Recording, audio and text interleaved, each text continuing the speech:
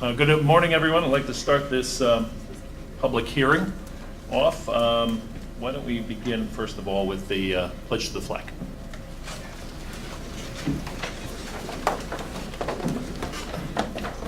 Pledge allegiance to the flag of the United States of America and to the republic for which it stands, one nation, under God, indivisible, with liberty and justice for all.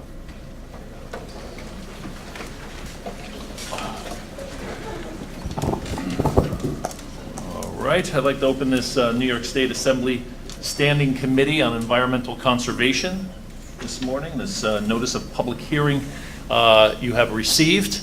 And obviously I see our friends from the press are here, and certainly a group of presenters. I no doubt will get to know you a little bit more before the end of this public hearing. The subject today, protection of pollinators in New York State.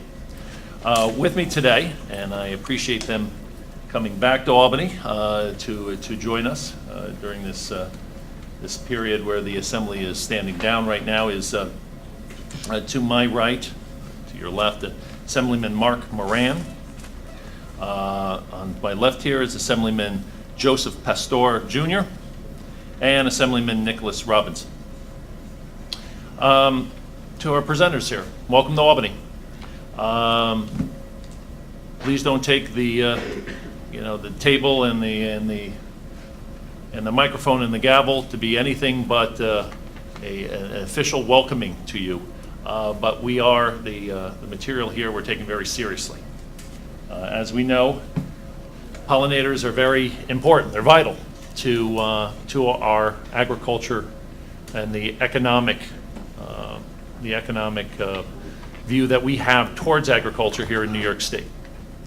Obviously, we're known as the Big Apple in New York City. We're known as the breadbasket in the Hudson Valley. For years, upstate New York was not only known for their dairy, but even for hops. The point is, we respect and appreciate agriculture, and we also understand the economic impact of agriculture. So it disturbs us to find a collapse of colonies that we're seeing, these pollinators, the honeybees and the like, that are so vital for the continuation of the economic vitality that agriculture brings to us. So to that end, we're looking at a broad range of protections of the industry and those, including the animal, that provide us life and economic strength. Obviously, there's strong views on both sides on this issue. We understand that. But first and foremost, we have to think about what's best for the state of New York.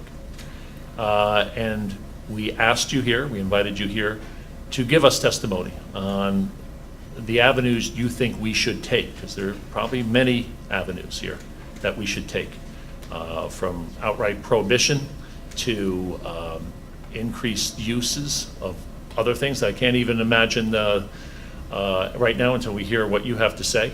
But the bottom line is, we're here with open ears. Smart elected official has 2 ears and 1 mouth, and in this case, we want to hear from you first. But please understand, we have to ask some questions, not only to protect to understand where you're coming from, but also to protect the interests of the state and our constituents in our individual districts. So to that end, I'd like to open it up to my colleagues, see if they have any opening remarks they would like to make prior to starting the testimony. Assemblyman? Thank you. I'll simply add to the Assemblyman's comments that we take this issue very seriously. We are all very concerned about this matter, and this is the part of a process in which we, as members of the legislature, attempt to craft solutions to problems that are fair, that are practical, that are equitable, that make sense, that are affordable, all those things. And we appreciate all of your help this morning, and as we wrestle through these issues to try to address these problems. So we look forward to your comments, and we thank you for coming today. Someone. Thank you, Chairman. Well, it's a great pleasure to have all of you here in Albany for this hearing. I know that in New York City, they've allowed beekeeping to be taken up again, but and that's probably a good thing. But those of us who represent upstate districts are concerned that the agricultural community needs as much support as it can get. And also the general ecology, the maintenance of the habitats for our wildlife, which is very important. The hunting and fishing upstate is very important. So I'll be very interested in your comments about what you think we should be doing for pollinators in terms of the upstate economy of New York. Thank you, and I'm going to echo the sentiments of my colleagues and emphasize a very simple point. I'm going to reserve judgment on the substance of what we're discussing today, but I'd like to note the importance of the process. Difficult decisions require not chaos, but order. Difficult decisions require full information. And it's on that basis that we stand the best chance of coming up with the right decision. So this is a very important process, not only for the issue, but I think for what this nation, this state, this county, this region stands for. And thank you for participating. I look forward to hearing your arguments, your testimony, and informing the process. Thank you very much, Assemblyman. Thank you to my colleagues. Let's jump right in here. Obviously, we have a list of presenters here, and you've no doubt received the notice on how everyone is going to proceed. Quality, not quantity, wins the day in my committee. So please limit yourself to a 15-minute max, so we can open the door to some Q&A afterwards. All right. First up, People Helping Pollinators, PHP. Good morning. My name is Lawrence Malau. Before we begin, I'd like to thank the committee for inviting us and allow us to speak about this critical top issue. We are PHP, People Helping Pollinators, and we are a public health interest group based in New York City. Our organization has about 800 members, 400 being health professionals, 350 being environmental experts, and 50 of them holding an executive position. Our purpose today is to discuss the implications of human health related to bee-killing pesticides known as neonicotinoids. Our organization is advocating the ban of these pesticides due to their destructive impacts on bees and pollinator populations, as well as the harmful effects on public health. Over the last few decades, there has been a rapid decline in the population of bees and other pollinators. The number managed of the bee colonies in the United States has dropped from approximately 6 million in 1947 to about 2.5 million to today. In the last 20 years, 4 different bumblebee species have declined by 96%, and the U.S. Fish and Wildlife Services has stated that almost 40 pollinator species are threatened or endangered. These are due to 4 main reasons as to why this is occurring today. Habitat loss due to land use, degradation, fragmentation, diseases, parasites, and most notably pesticide use. In regards to public health, there are serious ramifications associated with these pesticides in terms of food and diseases. I would like to turn over to my colleague Sasha, who will discuss about the effect that neonicotinoid pesticides have against human health. Good morning. My name is Sasha Abbott, and I am one of the executive officers at PHP, People Helping Pollinators, Pollinators Helping People. There has been a rapid decline in the populations of bees and other pollinators. The group of pesticides that is resulting in the decline of pollinators, specifically bees, is known as neonicotinoids.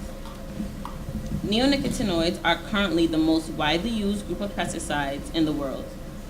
These pesticides are categorized as systemic insecticides, meaning unlike contact insecticides that only treat the area sprayed, they spread throughout the entire vascular system of the plant.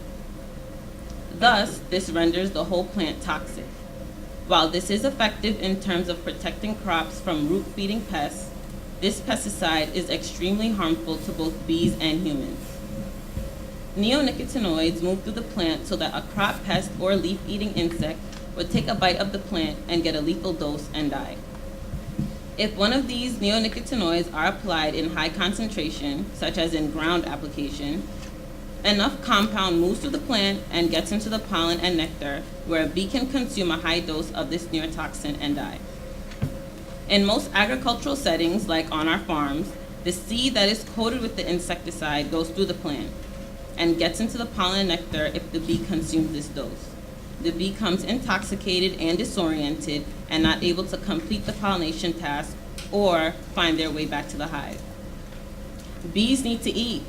They get all their protein from pollen and carbohydrates from the nectar.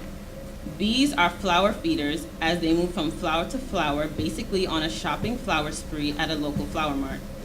Similar to humans, bees need a balanced diet. Unfortunately, there is not much on the menu, only neonicotinoids being the daily food special.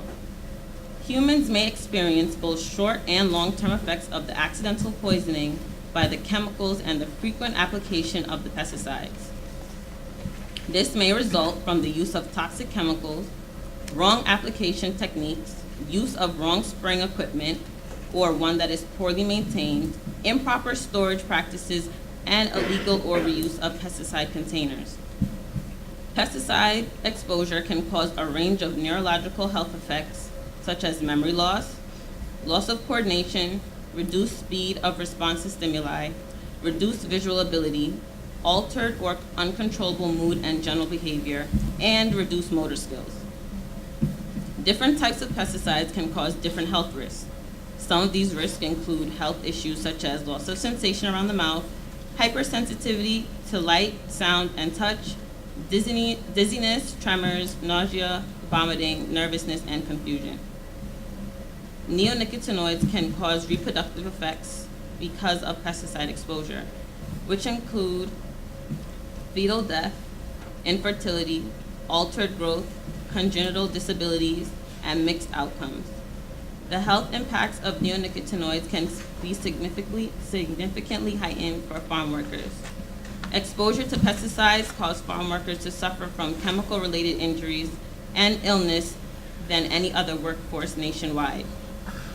Farm workers bring the pesticides into their homes through residues on their tools, clothes, shoes, and skin. Due to the close proximity of agricultural fields to residential areas, aerial drift of pesticides can make their way into farm workers' homes, schools, and playgrounds. Farm worker families, especially children, are susceptible to elevated pesticide exposure. More than 1/3 of the world's crop production is dependent on bees. My colleague Natasha, the executive director, will continue to peel away at the onion and in-depth explanation on food in reference to bees and human health.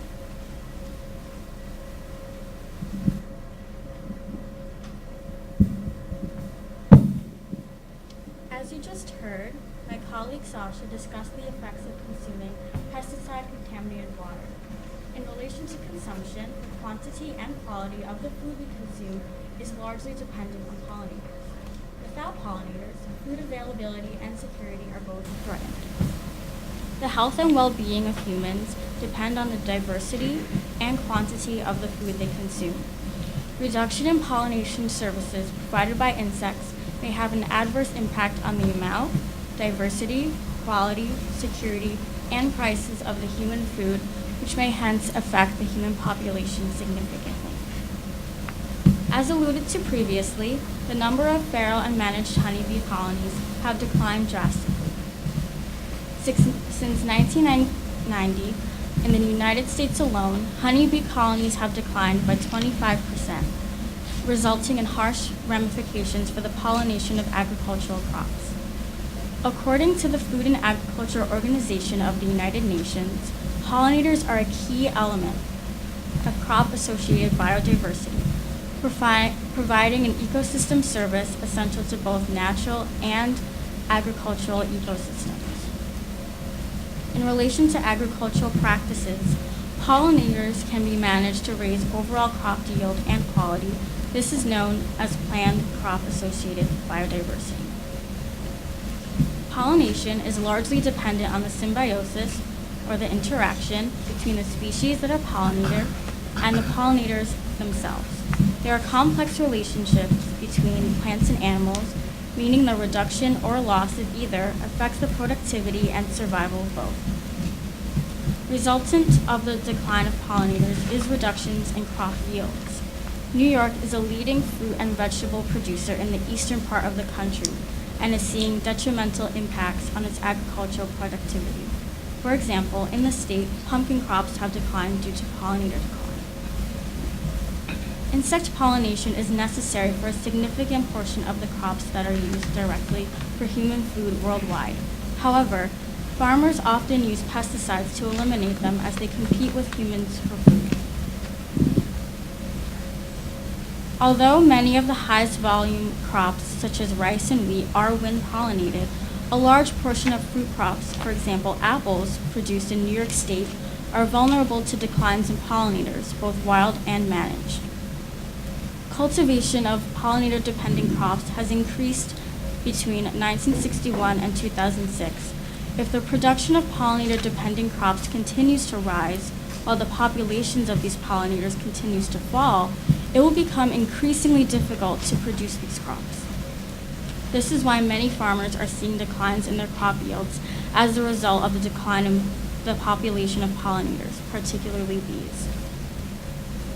It is evident that the decline of the bee population, as well as that of other pollinators, has a widespread effect on food availability. Pollinators affect 35% of the world's crops through cross-pollination, and they help 90% of wild plants to thrive, as stated by Greenpeace USA. 1,000 out of 1,200 common crops are pollinator dependent. In other words, 1/3 of every bite of food we eat is dependent on either the bees or other pollinators. Therefore, without having bees to spread seeds, many plants, including food crops, would no longer be available to be grown. Some examples that affect New York State's agricultural practices include fruits such as apples, grapes, peaches, cherries, and tomatoes. This also extends to vegetables such as cucumbers, cabbage, cauliflower, and onions. This is just a small fraction of the foods that would be affected. Apples are particularly important because New York is ranked the second highest state in apple production. If pollinators became extinct, food security would become an even greater issue than it already is. Because a large portion of the foods become unavailable for consumption and crop yields are steadily decreasing, it will become increasingly difficult to feed the world's population that is growing at an exponential rate. In addition, pollinator losses not only affect total harvest, but harvest quality as well. Some crops that have been harvested show evidence through misshapen appearance or small size of pollinator failure. Bee-pollinated fruits on average are heavier and have less malformations. They are also firmer, thus improving their shelf life. Longer shelf life reduced fruit loss by at least 11%. The fruit quality and yield effects are driven by the pollination-mediated production of hormonal growth regulators, which occur in several pollination-dependent crops. This means that these findings are applicable to a wide range of crops. Like food quantity, food quality is an important aspect in terms of consumption related to public health. And now lastly, we have George, who will discuss our solutions and policy recommendations in response to these issues. How's everybody doing? As an organization, we can offer a few recommendations to the public to reduce their exposure to neonicotinoids. 1, buying organic fruits and vegetables to keep pesticides from being introduced into the environment and helping to encourage more sustainable farming practices that are beneficial to bees. A great start would be to shop at farmers markets and support smaller scale farms that are less likely to engage in cultivation of single crops in a given area. 2, we can encourage farmers to plant crops such as marigold and feverfews, along with other crops to keep off pests. These flowers produce a strong odor, which helps keep these pests away. We can focus, number 3, we can focus on changing crop rotation, which can reduce pest pressure as well as build soil fertility. And the 4th would be if a farmer has to rely on pesticides, they should be encouraged to use pesticides containing non-natural chemicals. And integrated pest management techniques should be utilized. Consequently, the increased use of organic techniques are more effective than integrated pest management to combat pests and will aid in improving the decline of key pollinators such as honeybees, which help improve food production. We propose establishing a 5-year phase-out on the use of neonicotinoids, pesticides, in addition to a 3-year state-funded research plan. The ban will begin in New York State and eventually be applied to other states based on how agriculturally intensive the state is. Farmers will be required to reduce their usage of pesticides by predetermined increments each of the 5 years before the ban takes place.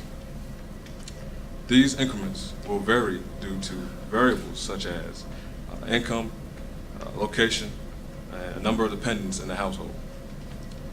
Integrated pest management techniques are strongly suggested for the years leading up to the ban. Collectors will be sent out to retrieve the pesticides from farmers in order for a safe and sanitary removal to take place.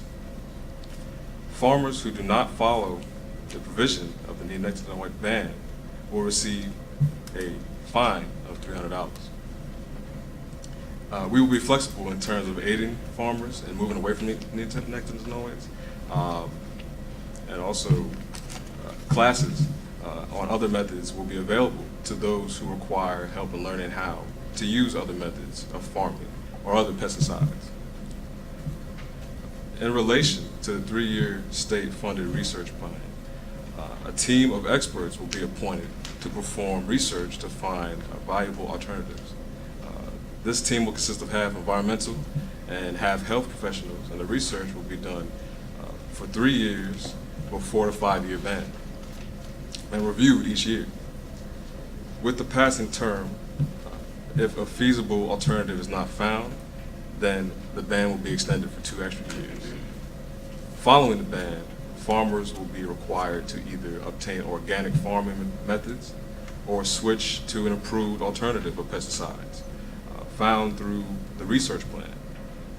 Approved alternatives might include, but are not necessarily limited to, jasmonic acid and Bacillistic thuringiensis for long-term use, and pyrethroids, which are organic, for short-term use. Due to the adverse effect, it will be used as a transitional solution. In addition to this ban, we propose that educational campaigns about the effects of pesticides on public health, with a focus on neonicotinoids, will be implemented to bring awareness and understanding leading to this ban. It is important for the public to be educated on the harmful effects of these pesticides on human health, as well as their effect on pollinators themselves. The educational campaign will consist of advertisements as well as special appearances regarding this topic to show the level of concern.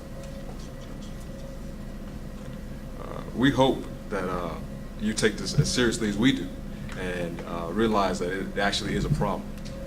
And this is not just a B problem, this is a we problem, and only together we can solve it. So we appreciate your time and having us here, and we're open for questions now. Thank you, Mr. Samuels, and thank you all the speakers. If I may, my colleagues, I'd like to ask a few questions first, and then I'll give you folks the floor. As you saw in my introduction, I try to steer away, to be fair to my upstate colleagues who seem to be a little more concerned about the economic issue than the public health issue of neonicotinoids. So I spoke about that we would be looking at special protections, best management practices, and not necessarily an outright prohibition. However, it seems from your testimony right off the bat that we are looking at a major public health issue that we need to address. Am I correct in that? Yes, you are. Just a couple quick questions based on that issue. I'm not sure if it was Ms. Abbott or Ms. Perdomo. You talked about the vascular system of the plant being compromised by this pesticide. Obviously, we are seeing it in our water. Are we also seeing it in our food? Are humans impacted the way you're suggesting, more so water, less so water and more so food? We're seeing it equal? Do we not have enough research to know how it's affecting our food supply as well? Well, the effects from consuming it can be seen, as Sasha mentioned, through the symptoms she listed.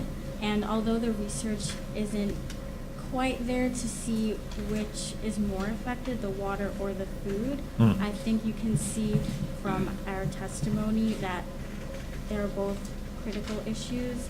And in my personal opinion, I think that they're both equally important because water and food are being consumed and are needed for public health.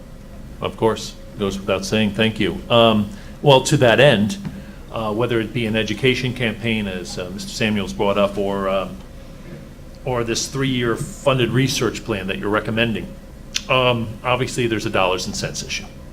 And you know things are tight here in Albany. I think the executive branch would push back on any funding, especially an education campaign that would include a great deal of money for advertisements, as you brought up.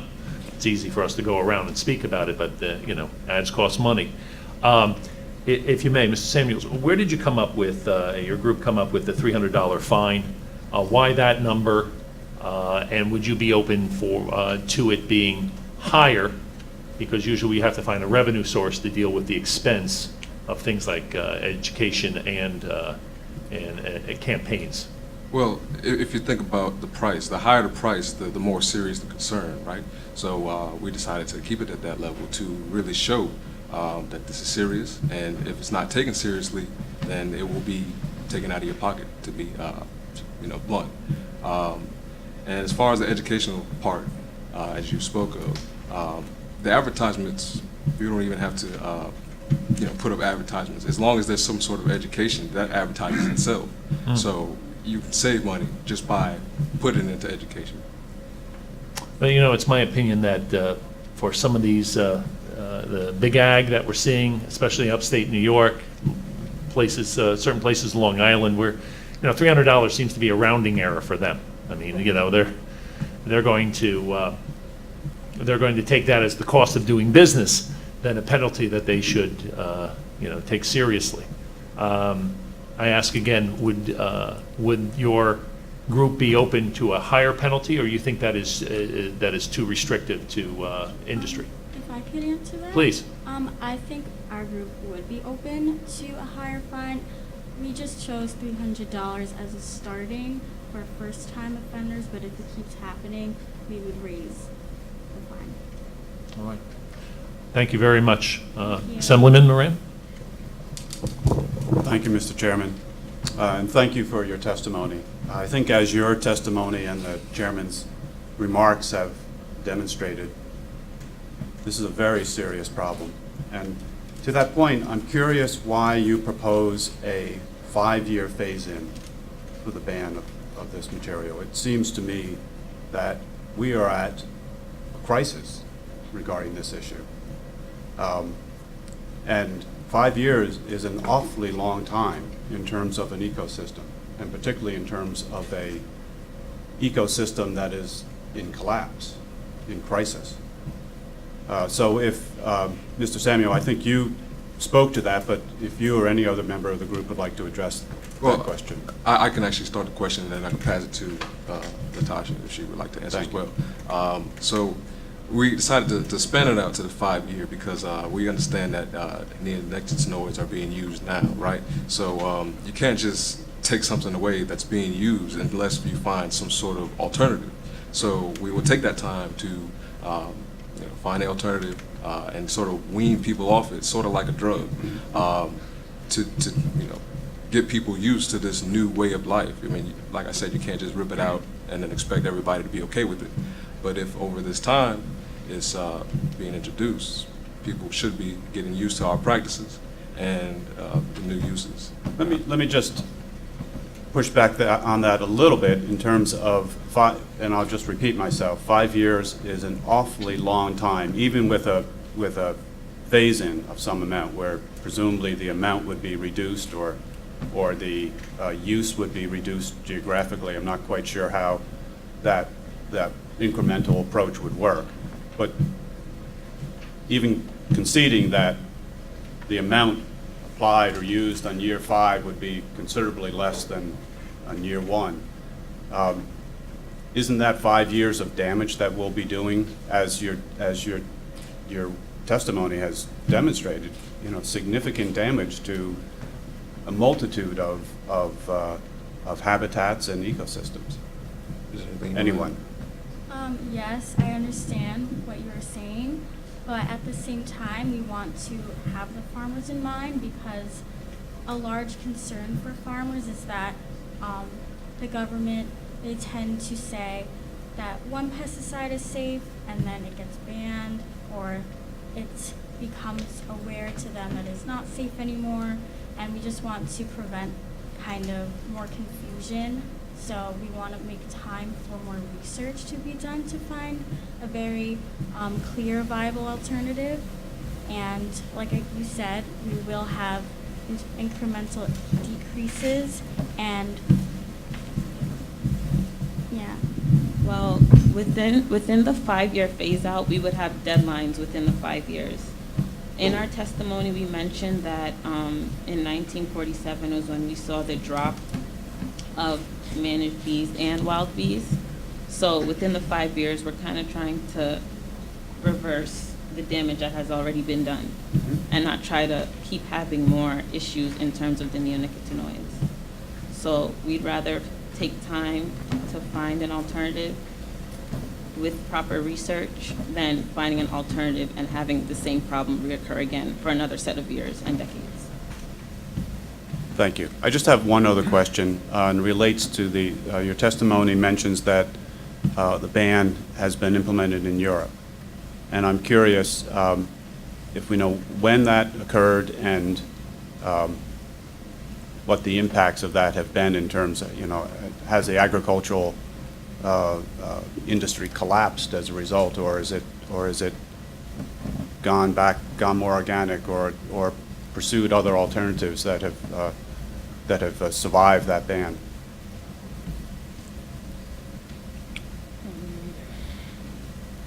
Well, we did look into the way Europe treated the neonicotinoid issue and see if we could probably replicate what they've done. We are not so sure as to how far they have gotten. Okay. We were just going to try something new by doing, that's why we had our 5-year plan, to try something on our own, because I don't think they were too successful. Great. Thank you. Thank you for your testimony. Thank you, Assemblyman. Assemblyman Robinson? Well, I'd like to join the chairman in thanking you all for coming here and sharing your knowledge with us. In your testimony, you say there are 4 reasons why we've seen this decline in the bee population: habitat loss, due to land use change, degradation, fragmentation, diseases and parasites, and then pesticide use. And you call for a 3-year study. So why not wait until the end of the 3-year study? Let's look at these 4 different uses and see which each one contributes. Why are you concentrating just on a pesticide question when clearly we've got 3 other kinds of questions that need to be looked at? Well, we chose to focus on pesticides because we are a public health group and we are focused in making sure that the health of the people is our first sort of priority.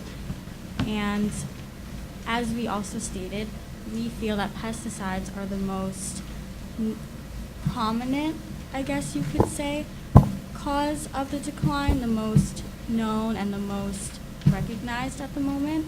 So that's why we want to focus on the pesticide aspect. So you're worried more about the health impact of the possible use of the pesticide than the pollinator decline. Now, do I get that right? I'd say so. No.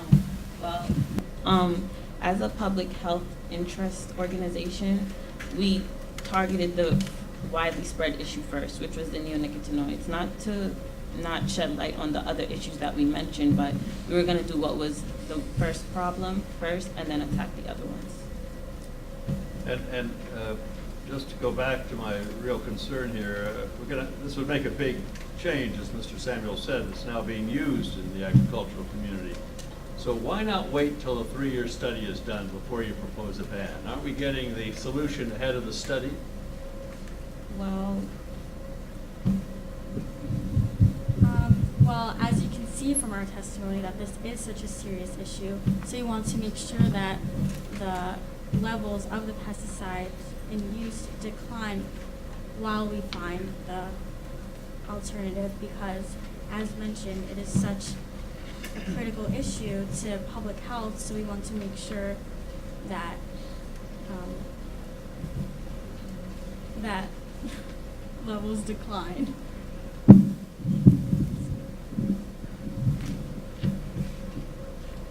Thank you. Someone?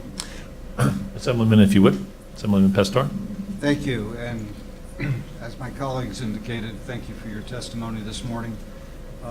But I'm left a little confused. I see a mismatch between, on the one hand, a rather compelling argument that you make regarding the need to address the problem that we're facing environmentally.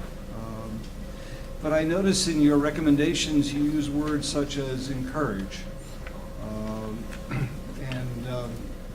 In fact, encourage organic farming, encourage a crop rotation, and encourage the reduction in the use of pesticides. It sounds like your remedy is cast in the context of moral suasion, which is very, very important, but I'm asking, I guess, what is it that you would like the state of New York to do? To join public sector and private sector organizations who are advocates for what you propose? Obviously, if we get to the point of a ban, that's going to be a legislative matter. The state's going to have to get involved in that. But between now and the time of that ban, who is to do the encouraging? And are you calling upon the state of New York to join others in encouraging? How do you propose the encouragement take place? I would suggest that we use the state of New York because, I mean, we can go around doing all the encouragement we want, but it doesn't mean that everybody will follow. So to use the help of the state would be the idea. I hope I answered your question. Yes, but I'm struggling a bit as to how we can get the state to do that. Particularly if part of what you're suggesting is that we may, while we have very, very strong feelings about the extent of this problem, we need time to validate those feelings. And I'm just curious as to help us understand how the state of New York might have a basis upon which we could engage a process of encouragement. I'm just concerned about the moral suasion. I'm a firm believer in morality, but a large part of what the state does legislatively, of course, is based on law. So how do we manage those two forces? Okay, well, in the testimony as a part of our recommendations, like talking about the 5-year plan with the 3-year deadline, the encouraging farmers and other people to start using or to buy organic products would be during that interim until after the 3-year ban. When we've come up with a solution, we would then ask for New York to help us implement part of our research to start the ban phase out. Once again, I'm looking for a basis upon which our efforts to encourage might carry weight with those who have a different point of view on this issue. It sounds to me as if perhaps we're not ready to act until we have more information to validate the position that has been taken on this matter. We would not have right now, at least, an idea of what the state would do, but we would be asking for help at the end of that period. So whatever the state comes up with, that would be best for the state as far as income-wise and either or, morally wise. That's what we would go with, as long as it helps what we're trying to do, and it's in our interest as well as the state. Thank you. Thank you, Assemblyman. I just wanted, because we are being taped here and this is being put into the record, Mr. Samuels, you spoke on the use of non-natural chemicals in your testimony. I don't want to put words in your mouth. Did you mean the use of non-toxic natural chemicals? Right, so, can you actually repeat your question? Certainly.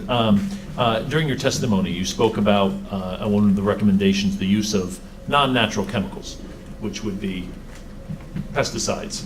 So in Yes. essence, you use more. Did you mean to say, and again, I don't want to put words in your mouth, but I just want to make sure my colleagues understand what you're recommending, the use of non-toxic natural chemicals? Non-toxic, right, Ah, right. okay. All right, because I saw that in your testimony. I just wanted to make sure. Thank you, Mr. Samuels. I apologize for the confusion. Not at all, not at all. Thank you very much for your time.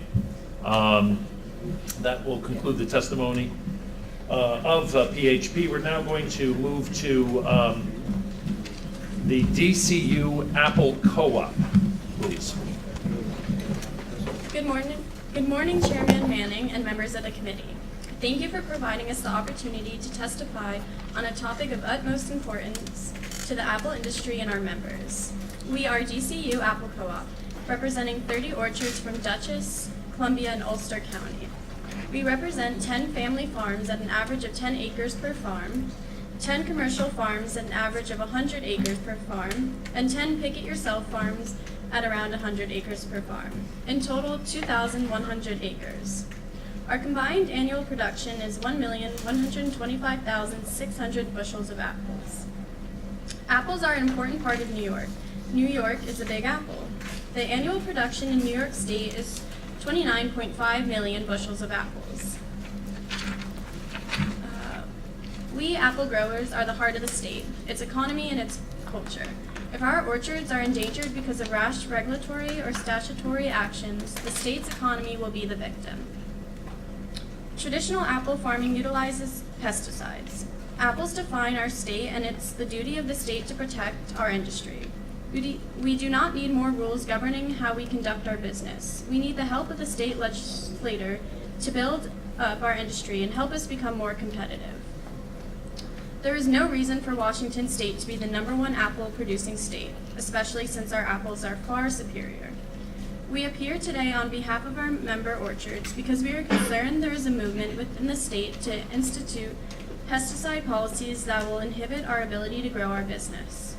We certainly support policies that will increase the number of pollinators, but we are opposed to a ban on the use of the most popular and cost-effective pesticide as necessary. My colleagues, Anita and Brian, will now be speaking about how pollinators are essential to apple farming, how their protection and restoration are vital to the state's economy and food supply, as well as the inconclusiveness of the role of pesticides in pollinator decline and the importance of more research. Good morning. Pollinators are essential to apple farming. Their production and restoration are vital to the state's economy and food supply. We must state from the outset that the use of neonicotinoids is essential to our business. We would be willing to consider alternatives, but the burden of proof that would support such a chance is high. Bees are vital to our business and to nature. There are many varieties and have a special purpose for being on planet Earth. For one, they pollinate 1 in 3 bites of food we eat. Another is that bees pollinate 71 of the 100 crops that make up 90% of the world's food supply, including almonds, cotton, berries, many vegetables, and tree fruits, especially apples. Because bees are such an important part of our production, we want to see an increase in the pollinator population, not just a halt to its decline. However, before we make the switch to another pesticide, we need the state to assure us, through properly funded research, that there is conclusive evidence as to the cause of the pollinator decline. We first started hearing the theory of pollinator decline due to neonicotinoids in 2007, when large declines in the bee population began reported worldwide, due in large part to colony collapse disorder, known as CCD. CCD occurs when the majority of worker bees in a colony disappear and leave behind its queen bee, the bounty of food they have accumulated, and very few nurse bees to take care of the remaining immature wheat bees and their queen. It's not bound to happen for our food security to collapse because of CCD, but our crop yields would decline significantly. Because of bees pollinating most of our food supply, the variety of nutritional value in our food system would be threatened, leaving behind little to none of the basic food groups humans eat daily. During the winter months, 30 to 90% of hives didn't survive, causing the decline in bees to worsen dramatically.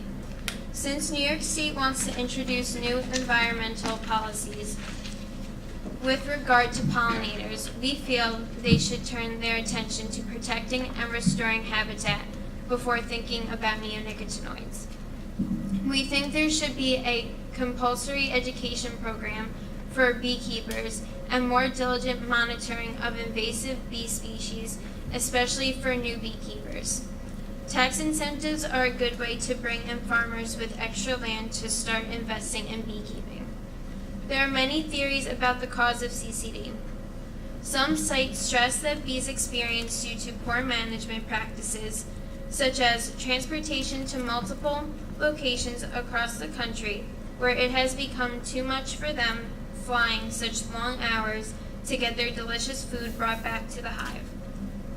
Dramatic changes to the habitat where bees have lived, such as the climate changing vigorously, and poor nutrition from foods that bees ingest, such as nectar and honey. Although the EPA is doing advanced research investigating the decline of pollinators, there are existing pollinator protection laws as well as the Pollinator Protection Plan that should be reviewed and upgraded. In the Pollinator Protection Plan, New York State has provided funding through the New York Farm Viability Institute for a multi-year research project entitled Assessing the Impact of Pesticides on Honeybee Health, a project where aims to study the causes of the experience by commercial beekeepers in the state over the past several years. Based on this evidence, we feel that the research has not been adequate and there is a need for better and compulsory measures. Consumers are unaware that many bee-friendly garden plants and vegetable seedlings are sold at home gardens and have been pre-treated with pesticides, but don't necessarily kill bees today. Bees help bring food to the table, just like our company does. As representatives of a major apple co-op, we want what is best for our farms, customers, and the environment through a balanced plan that protects our traditional industry. We are often told that organic farming can help the pollinator population, but transitioning to organic farming is impractical in short or even long run. The proven practical alternatives to support the size of our co-op's production do not exist at the moment. Our customers wouldn't have their fresh, golden, delicious apples to eat in the morning, or their Granny Smith apples for their homemade apple pies. I don't mean to tempt you with the goodness of an apple, but if we do not have these pollinating prodigies to help keep our crops prospering for now and for the future, we would not be able to enjoy all there is to an apple. We understand that you are trying to take a holistic approach, but it is too little for our business.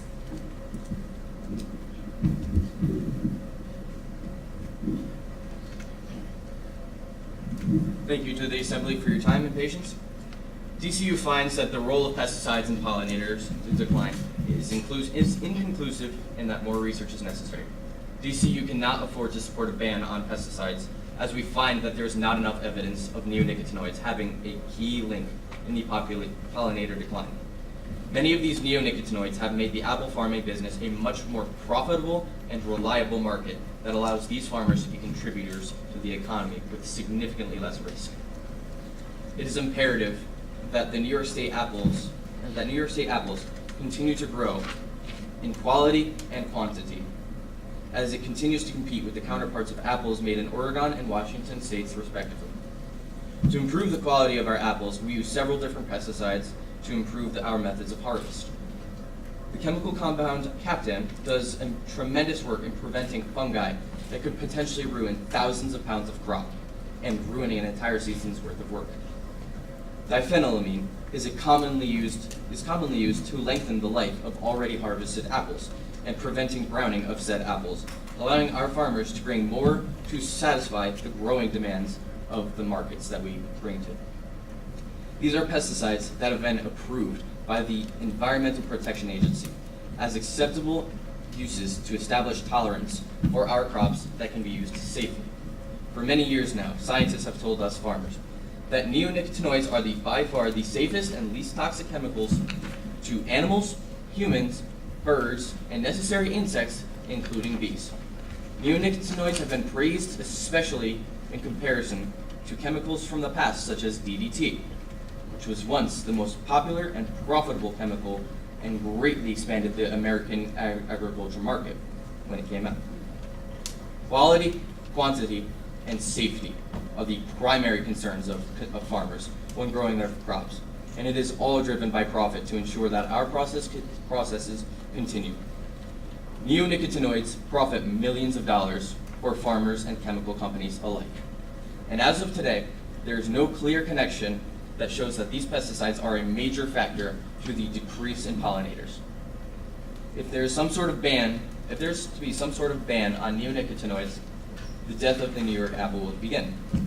Should an alternative come up that is shown to be safe for animals, humans, and the pollinator population without cutting the profits of many farmers, then our co-op would fully support that. However, until that day comes, we have to continue our practices in our efforts to make apples of the highest quality and quantity. The world of agriculture has become incredibly adaptable over the past 100 years.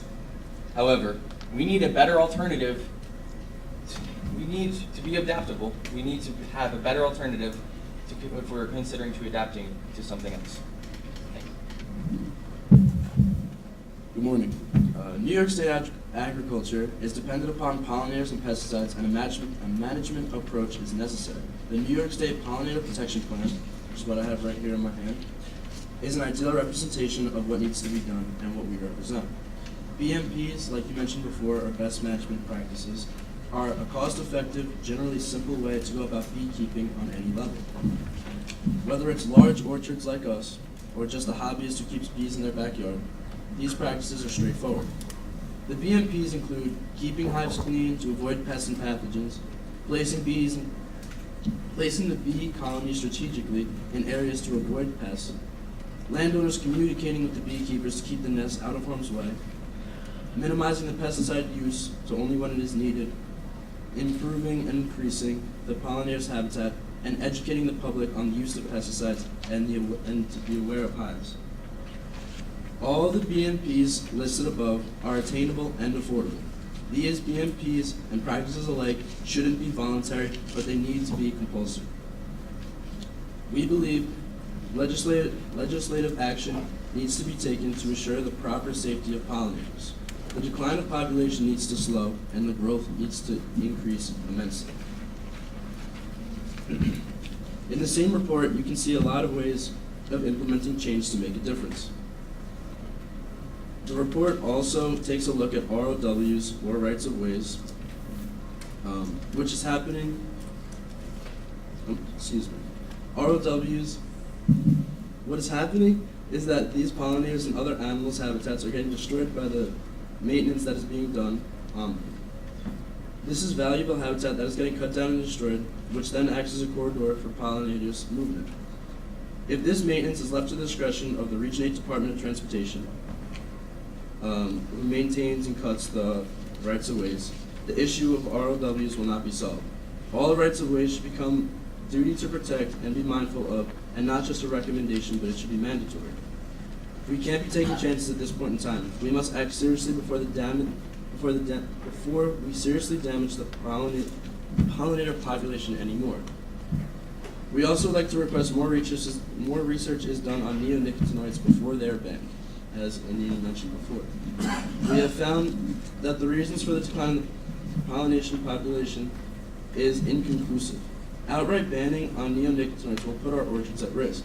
Apples are a large part of New York State's economy, and getting rid of these pesticides without an alternative will decrease the apple production in our state. We see the rejections of neonicotinoids throughout this hearing. We would like to add that the cost of switching to a different pesticide would be very costly to our business. It would involve getting rid of our current pesticides and everything that comes with them, and bringing in a whole new product. If this change of pesticides happens, we are asking for economic development money to help the cost of switching to a new product.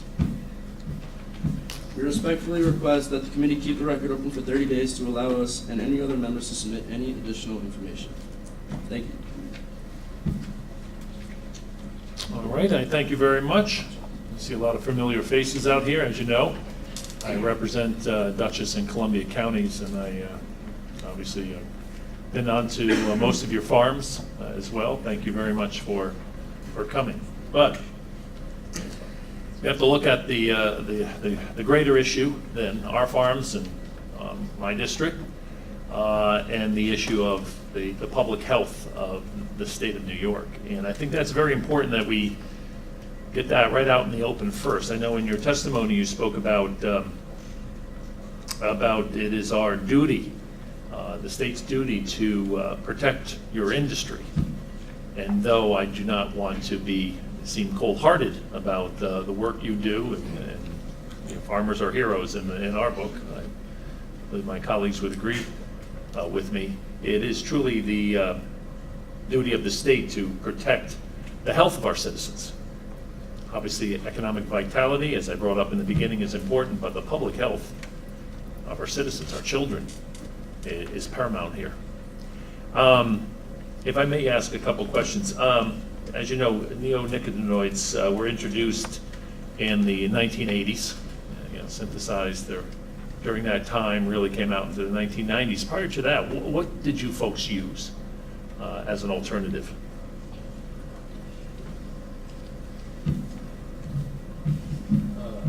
I apologize, but I do not exactly recall exactly what we used before then. I do know that in the post-1930s, as I said before, we used DDT. That is one of the major ones. The moment, I apologize, I don't. No, that's all right. It's a while back. During that time between, obviously, the prohibition of DDT and the creation of neonicotinoids, there was a period of time, and that obviously you had very robust growth during that time. I guess you say that this neonicotinoids is the most popular pesticide that you have on your plate right now. Why is it so popular in your mind? For us, it's the fact that this is directly approved by the EPA. This is something that we've been told is safer than what we had before. This is something that's going to again, improve the tolerance greatly on our plants to make sure that we can meet the demands, the many demands of the markets that we are continuing to grow. So, all in all, I'd say, to sum it up, that from a productivist standpoint, they are the most production. They provide the most production. But your production was very good a quarter century ago, prior to the use of these. I know in your testimony, and I don't mean to put words in your mouth, but it's right here, that it seems to be most popular because it's most cost effective. And not that the government has given it the go-ahead, but that it's cost effective. Obviously, you look at the bottom line, any business does. Do you feel that maybe the cost effectiveness of neonicotinoids is really driving your testimony here today, and not the issue of that it's safe, including to your own workers? Well, what I have to respond to that is that at the moment, yes, as farmers, we need to focus greatly on profit. It's what continues what continues the process of our farming. But at the same time, again, and we, as I said before, our three focuses as farmers are quality, quantity, and safety for our consumers. We always want to provide the best apples that we can. And if we come up with, if there's an alternative that we find that is safer towards humans and bees alike, or pollinators alike, then we're absolutely open to that. But until then, we don't see many alternatives that will be able to keep us at our levels of production, cost effectiveness, and safety. Until then. If I could just add to that. I'm sorry. Please. We are a business, and of course all businesses like money. So that's always there. And I also just wanted to say that with the neonicotinoids, that's why we're asking for more research, is we want to be sure that if we switch or if we stop using these neonicotinoids, that we're making the right decision, and that neonicotinoids are actually damaging and they're not good. We want to be sure that the change is worth it and cost effective and safe. Sure. It seems that it's coming down to dollars and cents. So really dollars and cents over the protection of the public health of the community. And of course, pollinators, as you say, are essential to apple farming. It seems that the decline in colonies are directly related to the introduction of this pesticide. We track it through the years. And it wasn't like you were running from something prior to that was hurting public health or your crops or even your bottom line, because you can't even remember what you used or didn't use prior to this. So it really sounds like this is cost effective and not better for the public health or even better for your farms. It seems it's a dollars and cents issue. That's troubling to me. Assemblyman? Thank you, Mr. Chairman. I'd just like to follow up on the chairman's questioning a little bit. And a couple times in the testimony, I think Mr. Delvecchio, in your testimony and perhaps one other time, the issue of colony collapse disorder was discussed. And you state in your testimony that the research linking CCD to neonicotinoids is inconclusive or unclear, words to that effect. I don't have the exact language you use. I don't want to put words in your mouth, but to that effect. I'm Yes. sorry, can you repeat the question? Well, I'm getting to the question, which is, we live in a time in which scientific theory, quote unquote, is under great attack, where concepts are attacked because they have not been proven beyond a reasonable doubt, as if we were in a criminal court. I'm wondering if in this case, if the more rational, the more conservative approach would be, if there's a rational basis to be concerned that the cause is something that is believed to be the cause, if there's some evidence, significant evidence, as previous testimony to yours has demonstrated, if the more conservative, the more rational approach would be to institute a ban and then do the research. as opposed to continuing what may be a practice of great damage, although I understand that it's a great convenience and a great financial assistance to your industry, and I have no interest in damaging your industry at all. But I'm wondering if there's a true damage being done to public health, to vibrant ecosystems and pollinators upon which we all, including your industry, rely. That if the more prudent approach wouldn't be, and in your interest, it wouldn't be to institute an immediate ban and then conduct research to see just how safe this is and what course we ought to follow in the future. I'd be interested in your view of that approach.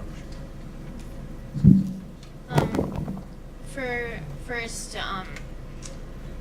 we think that for our business, we shouldn't ban the pesticide completely if you're planning to do research on it.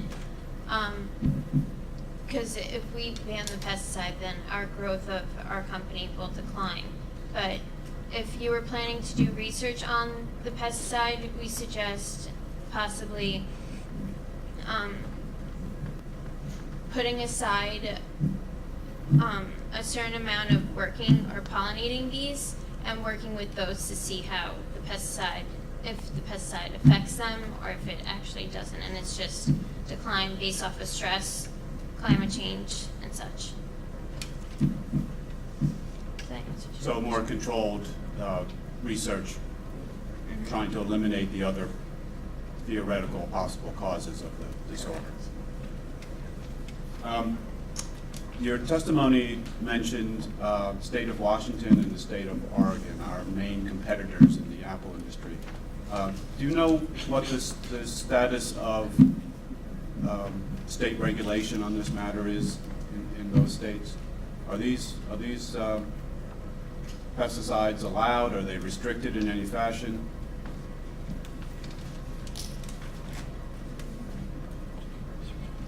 We could get back to you on that question. Thank you. That'd be appreciated. Mr. Chairman, that's my question. Thank you, Assemblyman. Just for the record, I do know that Spokane, Washington, and Eugene, Oregon have both passed legislation to ban neonicotinoids, so they see the concern as well based on long-term studies in England. I just want that for the record. Thank you. Assemblyman Pastor, if I may. Yes, just a quick question, I think. I'm wondering about the extent to which the private sector, the apple growers, for example, have undertaken initiatives to address the problem that they see as existing. There are those who would turn to the state, of course. The state does have a role in assuring public safety, but you have a role in producing good products and also sustaining your own business economically. Once again, what initiatives have taken place in the private sector to do that?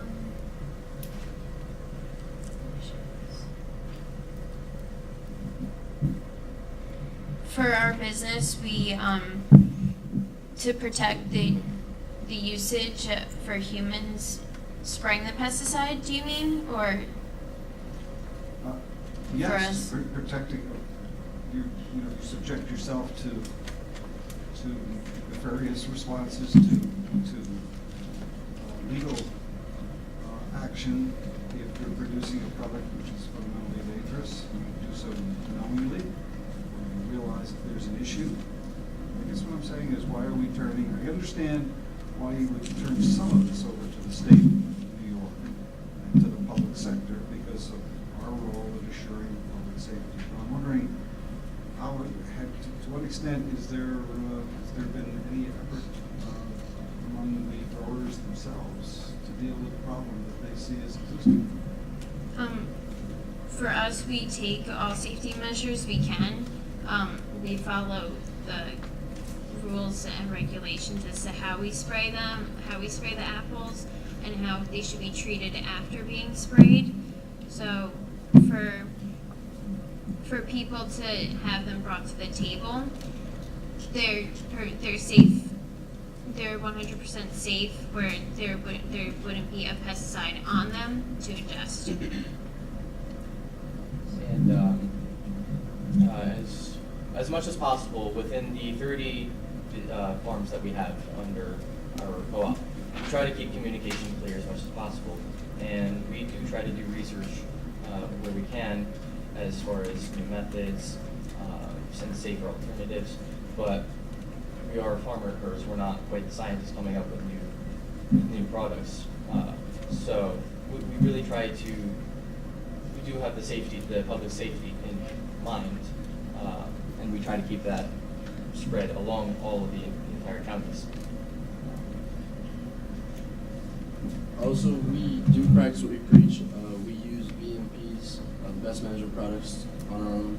We do it all the time. We believe that there's a way to possibly look at bee population and maybe see an increase while following the BMPs and maybe something with the rights of ways and helping those out in a way to increase the bee population instead of just banning neonicotinoids. What we're saying is there could possibly be other ways of increasing that population other than just Thank you. Assemblyman Robinson? Well, thank you, and I also welcome you to this hearing today. It's great to have our local farmers represented. Your co-op does a wonderful job. We're grateful to you. Mr. Scandale, you referred to the New York Farm Visibility Institute study on assessing the impact of pesticides on honeybee health. What year is that report? You don't give us a reference in your testimony. This report is from June 24th, 2016. 2016. Yes. Could you provide a copy of that for the record of this hearing? Of course. We would like to have it, and very interesting to take a look at that from you. How many of your co-ops actually use contract bees, bring them in by truck, as opposed to have their own apiaries?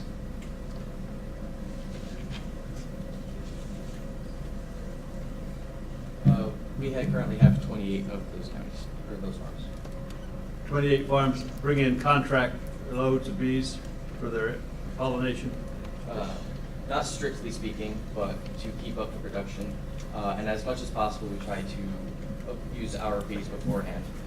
The contract bees are more to... Well, how many of your farms actually have their own apiaries? Don't need to bring it in? We currently have 21, and we're doing our best efforts to expand that as much as possible. And as I said, we try to expand the communication with our narrative. And have your 21 apiaries had colony collapse? Colony collapse, you said? Yes. To an extent, but again, that's why we're doing more research and trying to improve our BMPs. So Well, that I way- mean, either you have them or you haven't. I mean, either the bee population had to be rehive those hives or not. Half the hives around the area have gone down the last year or two. I mean, if you don't have that information, get back to us on it, but it'd be very interesting. I raise this question because you call for two things. You say you want to make your best management practices mandatory statewide, and I'm grateful to you all for using best management practices, but is there any reason for making them mandatory statewide? It's more as an action. We encourage and hope for that more as an action, to begin action, to that I mean, have you talked to the other farmers in the state? What's the Farm Bureau's view on that?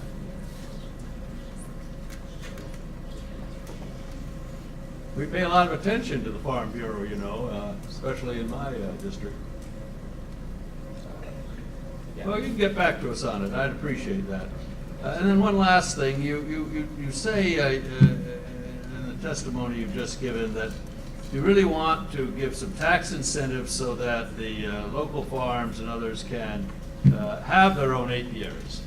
Well, I ask these questions to know just how much you need as an incentive. What would be the actual tax break you need to induce a farmer to put in his own apiary or her own apiary?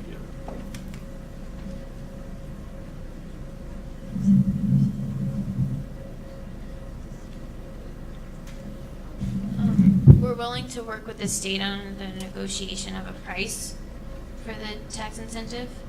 But for now, we don't have a set price for it. Thank you. Thank you, Assemblyman. Thank you to those who are testifying today. No doubt we'll see you this fall at Bring My Family to One of Your Pick-Your-Owns. Thank you. Next up is the testimony of Mount Kisco Pest Control, please. Good morning. My name is Anthony Gadaletta, and I'm joined today by Cassie LaForge, Kevin Hammond, and Carolyn Silvernail. We are representing a small pesticide manufacturing corporation that operates under the name Mount Kisco Pest Control. We've been in business providing pesticides to local farmers for over 60 years. You can find us in Mount Kisco, New York, where you will also be able to find the 2,000 everyday, hardworking head of household people whom we employ. We are proud of what we have built and what we make, and we're certainly proud of who we employ. We keep pests and parasites out of crops that feed our nation and away from the food that Americans consume. We have been in this business for a very long time, and we have seen the blame start to shift more towards our industry. But today, we must tell you that you're looking in the wrong direction. Pesticides have been around for a very long time, just as our company has. We do understand there's a great cause for concern about the impact we as humans have on the environment. With the focus of today's hearing being on our pollinator population, but we are also here to make it known that pesticides are not the problem. Today, you have heard and will continue to hear testimonies about banning or phasing out pesticides such as neonicotinoids. Banning pesticides is simply not an option. Pesticides have far more benefits than they have drawbacks. Our industry accounts for 65.3 billion of the global, Our industry, Our industry accounts for 65.3 billion of the global economy. We help farmers keep their crops alive and robust. We provide families with fresh fruits and vegetables for their tables, and we would very much like to keep it that way. We're not sure about anyone else, but we certainly do not want to see our 2,000 employees who come to work with a smile on their faces and do what they love leave their buildings with tears in their eyes. Because it was decided that pesticides are the problem, and then they're put suddenly out of work. And I'm here to tell you that pesticides are not the problem. Climate change is perhaps the #1 environmental concern for those who are worried about our environment. But we don't think about how much it affects the bees. According to research published in the journal Science, dozens of bumblebee species have begun losing their habitats as early as the 1970s, well before neonicotinoids were as widespread as they are today. Since then, largely as a result of global warming, bees have lost nearly 200 miles of the southern end of their historic wild range in both the US and in Europe, a trend that is continuing at a rate of about 5 miles every year. If something is destroying bees, it's not pesticides. It's humans exposing our environment to hazardous materials and waste. Bees are dying off faster than they can repopulate due to human pollution. Pesticides do not connect as to why there is a continent-wide habitat shrinkage in bee data. For as long as plants and bees have existed together, they have benefited one another. Bees provide means for plants to reproduce by moving their pollen to other plants and to give them nectar as a food source. As climate change begins to worsen, the timing of flower blooming is compromised. They begin to bloom earlier before bees even have the chance to pollinate. And when bees finally are ready, there's limited nectar left. We need not point our fingers at pesticides in this very case. We need to point them at ourselves, for we are the caretakers of this planet. Pesticides are not the problem. We are in the business of keeping pests away from their crops and essentially your food. But did you know that the very pests we look to keep at bay have an impact on our bee population? A study conducted by experts at the University of Tennessee suggested that there is a certain type of pest, Varroa, that specifically feeds on bees. Varroa mites suck the bees' hemolymph, which is their blood equivalent, compromises the bees' immune system, and transmit dozens of diseases into the bee colony. This makes diseases that would normally be easily controllable extremely harmful. One of these diseases can result in deformed wing virus to larvae or pupa, resulting in the death or being deformed. Worst of all, Varroa rapidly develop resistance to mite treatments, making control difficult. The bees' compromised immune systems lead to the spread of infections, illness, and diseases in our bee population. Bees are dying because of Varroa, not pesticides. According to the same study, nearly 20 honeybees viruses have been discovered, and the majority of them have an association with the Varroa mites, which act as a physical or biological vector. Dr. May Berenbaum, who graduated with a degree in entomology from the University of Illinois, has stated, Varroa is, and I'm afraid will continue to be, an enormous problem. As for the spread of infections, these mites travel from colony to colony by drifting workers and drones. Other instances that these mites can travel is when bees invade and rob smaller colonies. These mites are known to reproduce in honeybee colonies. The female mites will travel into an open brood cell before it is closed. In the cell, the female mite will lay her eggs and use the larva to feed the hatchlings when the cell is closed. By the time the larva in the cell has matured and the mites have already reached maturity and looking for other larvae and bees to infect.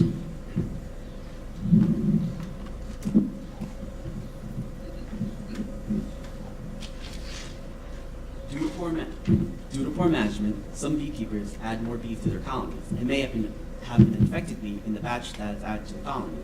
As a result, the cycle of infection begins again. There is a method to controlling these Varroa mites. Aspartame is a product that has been received approval from the EPA that can kill these mites. Aspartame is an impregnated PVC resin formulation for the control of Varroa mites in honeybee colonies. Also, aspartame has been green-lighted by the EPA. Without pesticides, these mites will keep on infecting colony after colony, infecting thousands of bees and killing them. In addition, beekeepers saw a loss of 10 to 15% of the total honeybee population each season. Bee deaths have doubled between 1990 and the present day. Pests and parasites like Varroa are killing our bees, and without pesticides, it would be impossible to stop. One parasite that causes many problems with bees is Nosema apius, which is a small unicellular parasite that is recently classified as a fungus that affects honeybees. This parasite causes nosemiosis, or commonly called nosema, which is found to be widespread in adult honeybee diseases.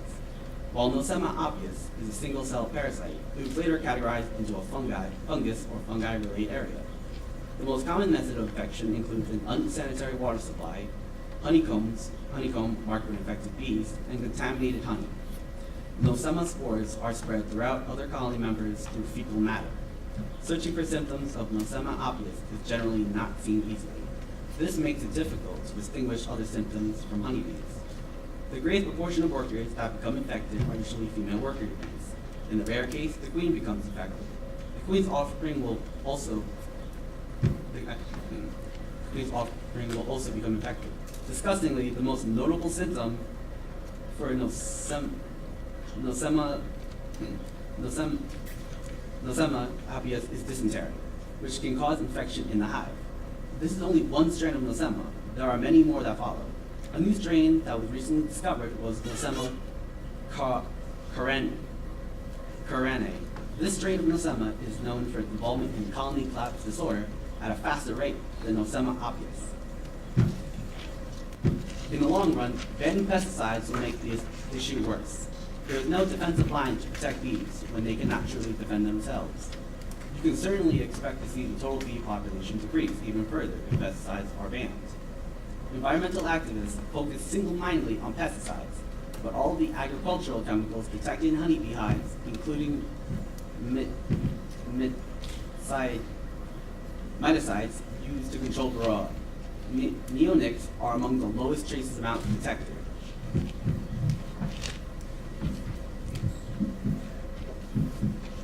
Junk science will tell you that pesticides are killing bees. It will tell you that pesticides are making it difficult for bees to form habitats and repopulate due to the very product we make. Those statements can be taken for what they are, junk. There is no backup in the evidence.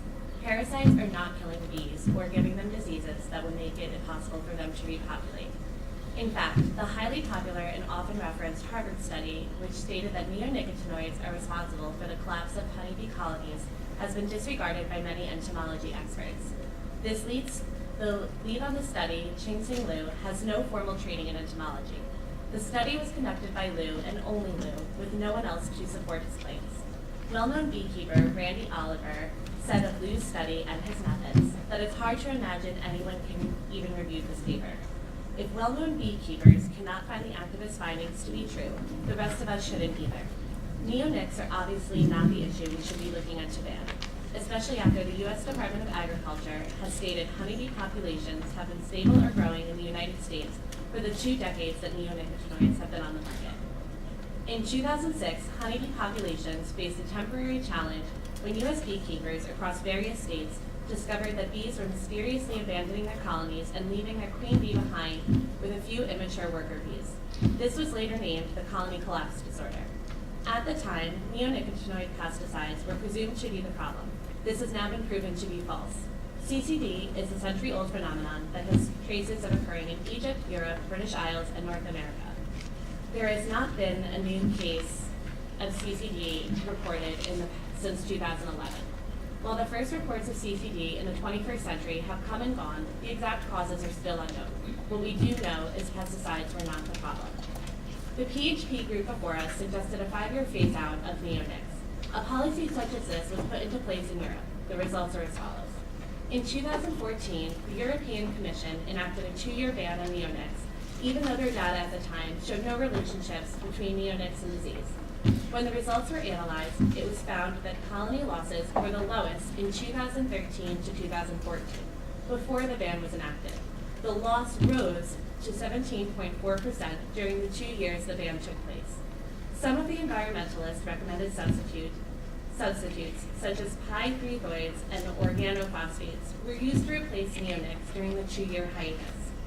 As illustrated by the above data, these substitutes could pose far more significant health hazards to bees and to humans. An article printed in the Washington Post in 2015 declared that it is time to call off the bee apocalypse. It reiterated that honeybee colonies have hit a 20-year high. Banning pesticides will not fix any of the problems which either you or we are concerned. Banning pesticides will perpetuate these problems. The control of pests is far too important to our agricultural industry for pesticides to be banned. As a company, we are taking a stand for manufacturers like us everywhere. We need not look at a certain industry to place blame on. We need to look at ourselves and how our practices outside the use of pesticides are impacting the bee population. There is not a chance one simple fix will make all of our problems go away. The environment is so much more complex than that. If you ban pesticides, you will see. We owe so much more to our pollinators. You can't be satisfied with blaming one specific so-called issue when it's apparent that there are many dimensions to this problem. The pesticides that some call an issue aren't an issue at all. Banning pesticides will have negative effects spread far and wide, including consequences that we may have never considered. Thousands of workers will be put out of work, left with no way to take care of their full families because of a decision made by pointing the metaphorical finger at the wrong guy. Pesticides are not, never have, and never will be the problem. Thank you very much. Just a follow-up question, or I should say a question based on the follow-up on the previous testimony. Prior to these neonics, what did you sell, as your company sell, to local apple growers, stone fruit, what have you? What was used prior to neonicotinoids? We don't remember the exact name of what we were using, but we did switch to neonics because they are less toxic to birds and animals about 20 years ago. but we're unsure of the name of what we were using. No, we actually we actually did in the past use organophosphate insecticides, but those were proven to be highly toxic. So we needed to provide an alternative to that, and neonicotinoids were that option that we chose, and they've been highly effective in killing parasites. And you've done the job, and you've done a good job at doing that. So that's Okay. So, Ms. Silvernair, you were correct that it was less toxic. Yes. Thank you for that. Assemblyman? Thank you, Mr. Chairman. Am I to understand your testimony correctly regarding the research regarding neonics, that essentially, I know you cited one or two specific studies that you attempted to debunk, or you quoted evidence to that effect. Are you suggesting that all of the work that's been done that has at least suggested a connection between colony collapse and neonics is junk science? To this point, that's what we believe in, because there's just not enough conclusive evidence and quantifiable data to support the claim otherwise. So as of right now, that's our stance. And colony collapse was happening prior to neonics coming into the market. Sure, I understand that. Is it not possible, however, that neonics is not the only cause? As your testimony suggested, there are clearly other suspects in the room, as it were, that have contributed to this. So is it possible that it, well, it certainly was, they weren't around, neonics weren't around in 2011 or 1911 or in 1940 or in 1960. Is it possible that in combination with other factors, climate change, habitat loss, et cetera, that they could be a significant contributing factor now that would cause us to have some legitimate concern about their use? Well, possibly, there could be a possibility, but we don't believe that's the issue. Because, I mean, the environment changes as well. Like, there's been a lot of environmental changes, climate changes. There's just so many other factors that play into this. So we can't really just put a pinpoint on this specific, that pesticides are the, total issue. It may be, but there's really no supporting evidence out there to even prove that claim. So, yeah. Thank you very much. Thank you, Assemblyman. Assemblyman Robinson? Thank you, Mr. Chairman, and thank you all for coming to be with us today. We appreciate your contribution to the economy of New York, and it's good to have small businesses represented. I think you may, however, be cautioned that you don't want to make an over-extreme statement here. We have in the manufacturers of most pesticides, the large companies, I think, have moved beyond stating that all pesticides are neutral. I mean, it is, after all, a commercial poison, the way it's defined in our laws. So we have to be careful about that. And I know, for instance, many of my constituents are sportsmen. And the sportsmen in New York have been very concerned about the impact on both the aquatic community, the fishing, and on our sports, our game from bioaccumulation of some of these pesticides. After all, Rachel Carson did write Silent Spring, and so we got to move beyond just saying all pesticides are okay. But having said that, I note that you refer to this report by Sheng-Tseng Liu. What is the date of that report? How recent is that? You don't give us any citation in your written testimony. And if we're to study it, we need to know how to find it. We're unsure of the date right now. Well, perhaps you could submit that report to us, for the record of this hearing. Yes. Thank you. We'd appreciate that. No problem. I think it's, my concern is that if we're going to really be careful about balancing the use of pesticides, we have to not get into collateral issues like the junk science issue. That's good for other people, but I really have a hard time in this hearing worrying about it. We've got very good universities, some of which are in my district, and if we get into the fight over junk science, we're just going to get into an endless debate. Let's deal with the real reports like the ones you've cited and try to make sense of that. And then I think we can move on. Now, you criticize the bans in other states, but as the chairman said, there are some other places in the U.S. as well as the EU that have done something. Why did they do that, and what do you recommend us to do in not following their examples?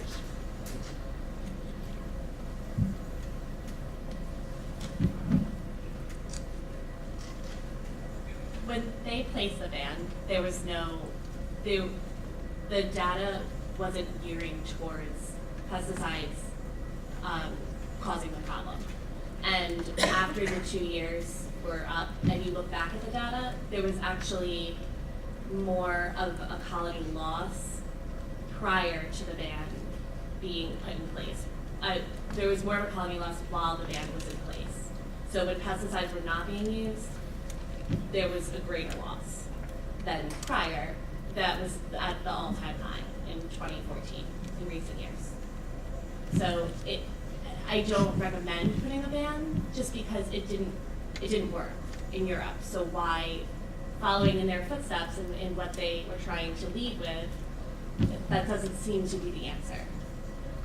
And also, I guess to follow up on that, from the testimony before, you could say that there's policies being put in place without clear, full evidence to support the claim. So policies are being made, but there's being made before any real statistical data has been coming out. So. And if I may, Ms. Silvernair, you do not have to worry about getting that study. We'll have counsel, NCON counsel, get the Harvard study and that University of Tennessee study on the Verona mites. Thank you. If that's okay. Assemblyman Pastor. Yes, thank you. And it's clear from all the testimony that we've heard this morning that there's a lot of confusion surrounding this issue. And if we turn, in this case, to climate control and to climate change as a key culprit, that issue alone has a variety of variables in the equation, if you will. And pesticides would be one. Just perhaps you've said it, but I need repetition as emphasis. I'd like to hear it just once more. Why is it that you're so comfortable and confident that pesticides would have no role in some of the adverse conditions that are taking place in this particular sector?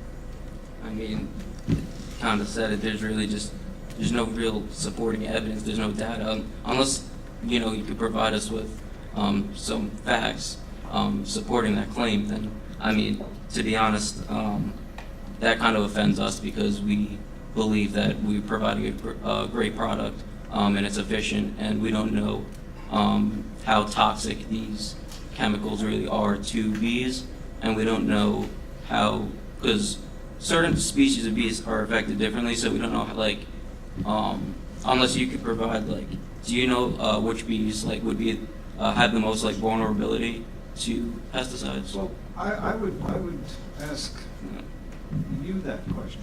Okay. This is a product that you're selling. Mm-hmm. You're a strong advocate of pesticides. Are you going to leave it to others to answer the question as to whether what you're selling is helpful to the cause or adverse to the cause? So are you saying we should do our own research? Well, not you alone, but your sector, certainly. Yeah, I mean, we obviously are for the environment. We want to provide, the best solution to the environment. We're environmentally friendly, but until we have real evidence that this is the main cause of the issue, then we really can't, we don't want to change as a business because we're profitable and we're producing a good product that's we have good customer satisfaction, so there's real no need to change right now. Yeah, I'm a little concerned about the lack of evidence to demonstrate that what you sell is a safe product. And I have this uneasy sense that you put the product out there and then shift the burden to the rest of the world to demonstrate that what you're selling is not safe. That's what I'm comfortable with. And I realize it's a difficult issue, and I realize that you are very willing to subject yourselves to public sector oversight and regulatory control. But I'm left with the sense that maybe what we've heard all morning, and that is the need for more research, is at the center of all of this. Thank you. To just add on to that, we understand that our product is helping many other apple orchards, any of the farms in upstate New York. And if there is a concern for pesticides and what we're offering, we do recommend that they integrate it's an integrated pest management. So it's basically just using our pesticides as a final resort and trying to use organic pesticides and other things in the meantime while more studies are being done. So we fully support pesticides and we think that they are helping, but we understand that there is opposition to that, and we are willing to support an integrated pest management system in the meantime.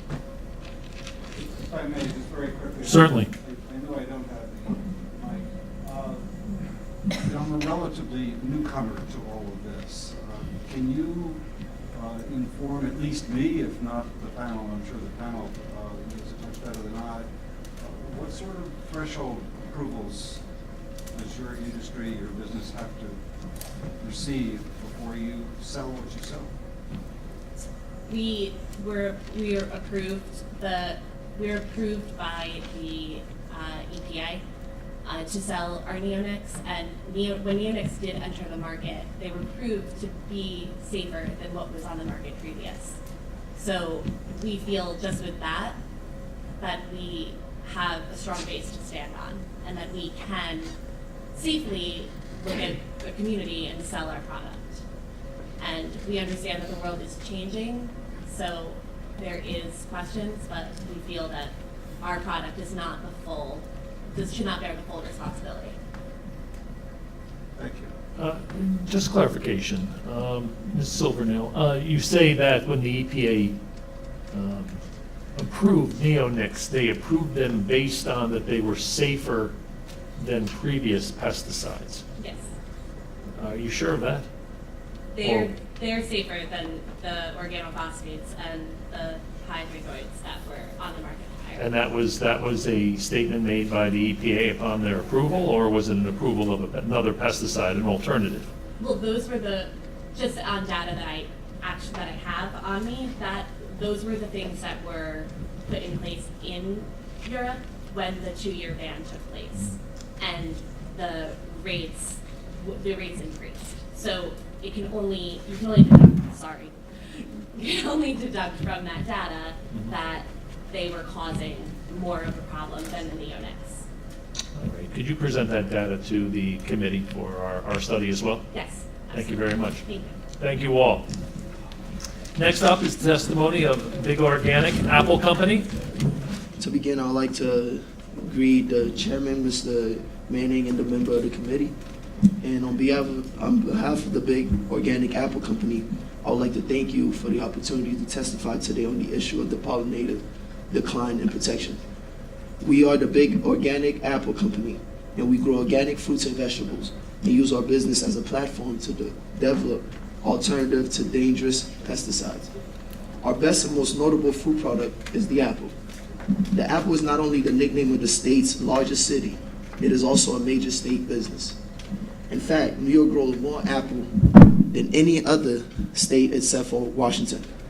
At Big Apple, we value organic and fresh merchandise, and look for any way that we can improve the health and wellness of our customers through safe and efficient means. Pollination by bees is crucial to apple cultivation and production. Today, 3 of the great organic apple company research employees are going to discuss the impact of pesticides on bees and the need for state assistance and protection of our industry and development of safe alternatives. First, Ariel will discuss biopesticides and their impact on the environment. Second, Jessica will discuss how the state can assist in alleviating the problem of pollinator decline. Finally, Dana will discuss possible solutions. First, I'll turn the floor to Ariel, and she's going to discuss the biopesticides. Hi, my name is Aurelia, and first off, I'd like to thank you for your time. Secondly, biopesticides. Biopesticides are a type of pesticides derived from natural materials such as plants, bacteria, and certain minerals that have minimal negative environmental impact. Biopesticides are made of natural material that makes it inherently less toxic than conventional pesticides.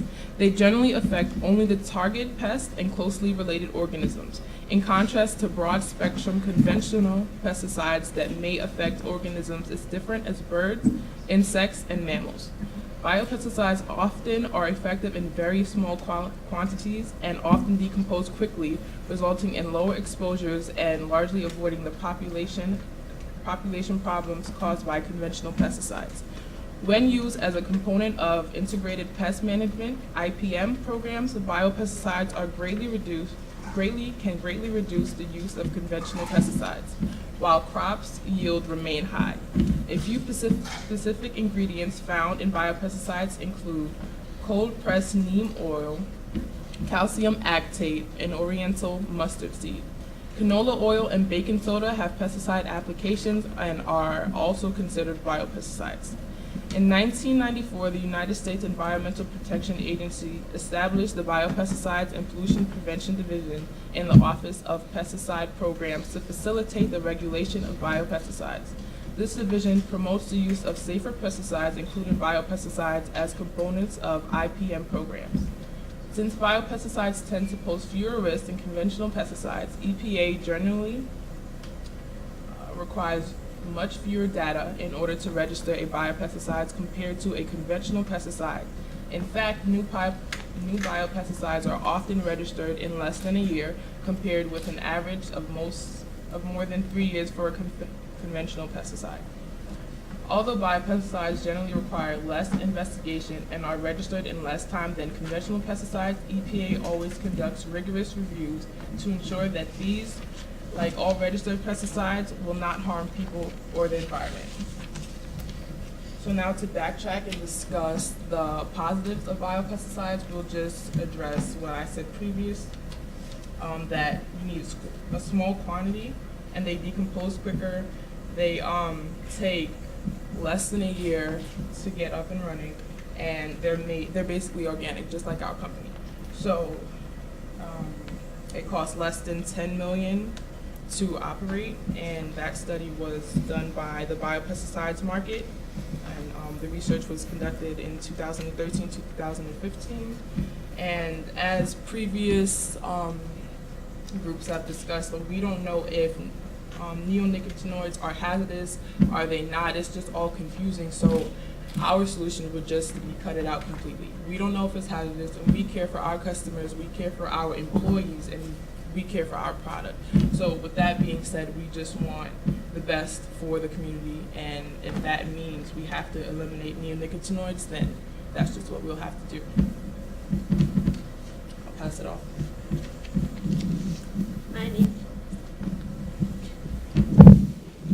My name is Jessica Perciaro. I would like to talk to you today about the necessity of protecting the New York market from imported apples that contain dangerous pesticides. In order to keep competition fair for those of us who use organic pesticides, the state should not allow outside sources to bring into the marketplace contaminated goods that unfairly compete with our organic produced fruits and vegetables. We admit that it increases our prices to use organic pesticides, though of course it greatly benefits the bees. We realize that importing from other countries is a huge part of business.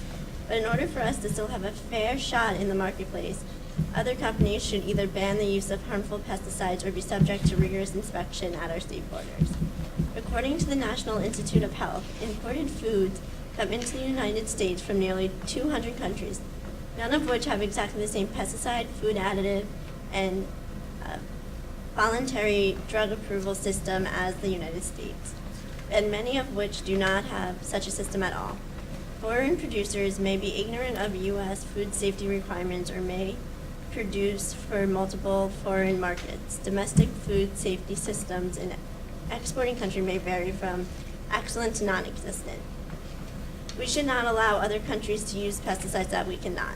Again, according to the National Institute of Health, all food, whether domestic or imported, must comply with the same food safety standards, and as with domestic foods, it is the responsibility of foreign companies, growers, manufacturers, packers, warehouses, and importers to know and comply with applicable regulations. Although it can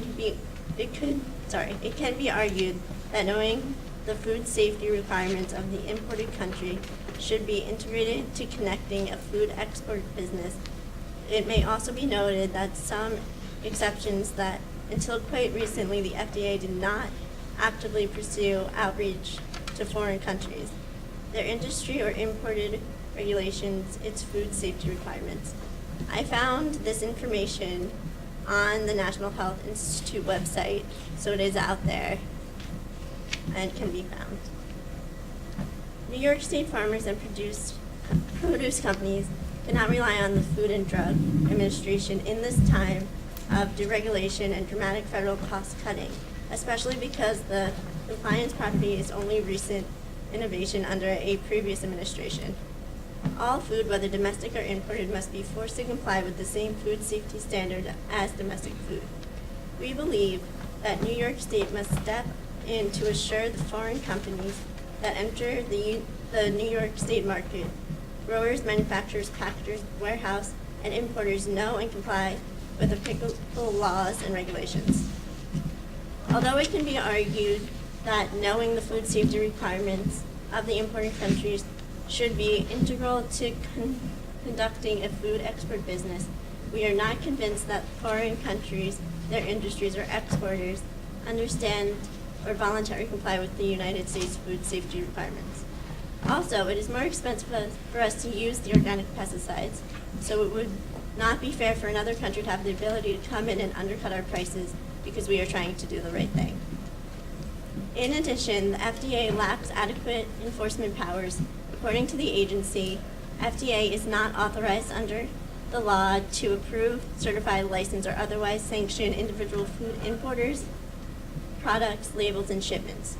Importers can import food into the United States without prior sanction by the FDA as long as the facilities that produce, store, or otherwise handle the products are registered with the FDA and prior notice of incoming shipments is provided to the FDA. This further proves that there should be checks on imported apples because the current system is not strong enough to do so. This is why we need New York State intervention to make the necessary approvals. We have been placed at a competitive disadvantage. The FDA is not strong enough. It has not only started inspections and under new federal budget is likely to be overwhelmed by the number of countries and chemicals that it has to check. We would like there to be a secondary check on the shipments of apples that are going to be imported into and sold in the state of New York. In this way, at least, the state can assist us by creating a level playing field in the apple and produce market, help make sure citizens are consuming safe products, and hopefully discourage foreign countries that are contributing to the decline of bees worldwide. Hello, my name is Dana Colavito, and I represent the Big Organic Apple Company. I am testifying in favor of an increase in research and development for a more effective and organic pesticide. We need a pesticide that will work well enough to take the place of the unsafe inorganic pesticides that threaten the pollinators on which we depend. According to recent studies, global warming will contribute to a vast increase in disease and pest issues. Warmer winters and hotter summers are causing an increase in insects and disease. so costs have skyrocketed for crop protection and the development and creation of new products, such as organic pesticides. This has long been delayed. The ECPA, the European Crop Protection Company, has concluded that in 10 years, disease protection products have gone from $152 million per product to $256 million. Our concern is that there will be a rush to the chemical pesticide market that will diminish interest in organic alternatives. We are asking you today to consider the creation of a subsidy program to assist companies like ours with research and development toward alternative products that will protect our crops while allowing us to remain competitive and benefit society and the environment. For example, research and development can lead to an increase in abstract botanical insecticides, which have been seen as an alternative to harmful chemical pesticides used for pest and crop protection because they pose very little threat to the environment or to human health. Only a handful of botanical insecticides are currently used in agriculture in the industrialized world, and there are few prospects for commercial development of new botanical products. For example, neem, among other essential oils, is a pesticide derived from the seeds of tropical trees and has been established commercially and is safe for the bee population while keeping away other insects. Many other plant substances have been studied for use as insect repellents but fell short and had little success. There are many factors that contribute to the limited achievement of botanicals. For instance, regulatory barriers and the availability of competing products, such as newer synthetics, fermentation products, and microbiomes, which are living organisms found in bacteria.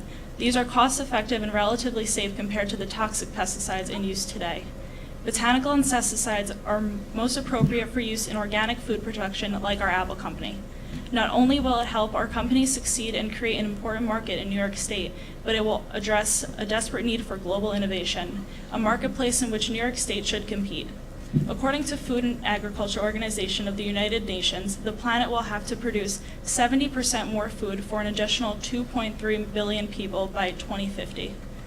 Under present conditions and policies, this increase in population and food demand can only mean a similar increase in the use of harmful chemicals, unless there is an increase in research and development to produce better crop protection and new technologies. In conclusion, we urge New York State to adopt a leadership role in the statewide and worldwide crisis by adopting state protections from foreign contaminated products that harm our business, the marketplace, and the public, and by appropriating research and development funding that would create a new generation of environment and people-friendly organic pesticides, a new generation of organic vegetable and fruit producers, and a new generation of patrons for our innovative industry.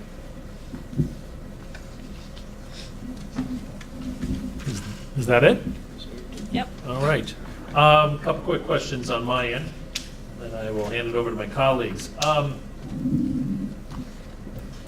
not sure which presenter discussed about the advantages to biopesticides right off the bat, but I wanted to ask them. I believe it might have been, yes, Ms. Kamek, is it? Do we see decreased yields with biopesticides at all? The use of them versus, let's say, neonicotinoids? The use of neonicotinoids is more common. Biopesticides aren't as common as neonicotinoids, but we see that neonicotinoids could potentially be a problem, but at the same time, it is being preached that it's not a problem. So since that is the biggest problem, that we don't have enough research, we urge organic companies and companies, period, to use biopesticides because they're organic. Yeah, and I think they have to in order to be organic. But do you see any decrease in yields which would affect the bottom lines of, let's say, of the big organic apple company? Do you see a decrease because of root destroying pests that these neonicotinoids that are addressing? Or no, it just, everything seems to be hunky-dory when biopesticides are used compared to these neonicotinoids? Well, neonicotinoids are obviously more common and are preached to be more effective. That's why people are using it. But is that true? That's what I'm asking you. And I believe that it is true. There is a yield in neonicotinoids. So you're going to see more, you're going to see increased yields with neonicotinoids versus? Well, if we we accomplish what we want to accomplish, hopefully we'll see a decrease in use of neonicotinoids and an increase in biopesticides. But will yields increase? Because we're talking about dollars and cents to these apple companies, which we've heard in previous testimonies. Will we sustain the yields, the amount of apples produced by moving over to biopesticides? And if you're going to say yes, not putting words in your mouth, how do you back that up? We're unsure if we're going to see an increase or if it'll stay the same how many apples are being produced. But as research continues, then we'll be able to really put an answer to that. Very honest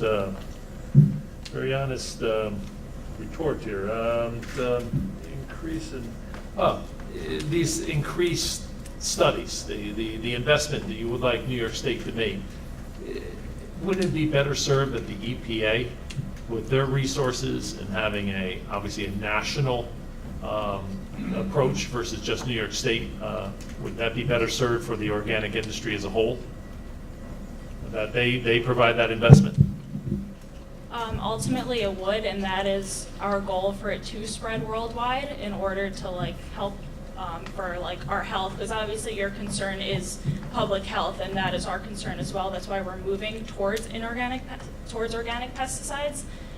So that's why we want research and development, but we want New York State to take that leadership role and set the example for other companies to see what we're doing, and hopefully they'll follow our lead and start using organic pesticides. All right, thank you very much, Mr. Assemblyman Moran.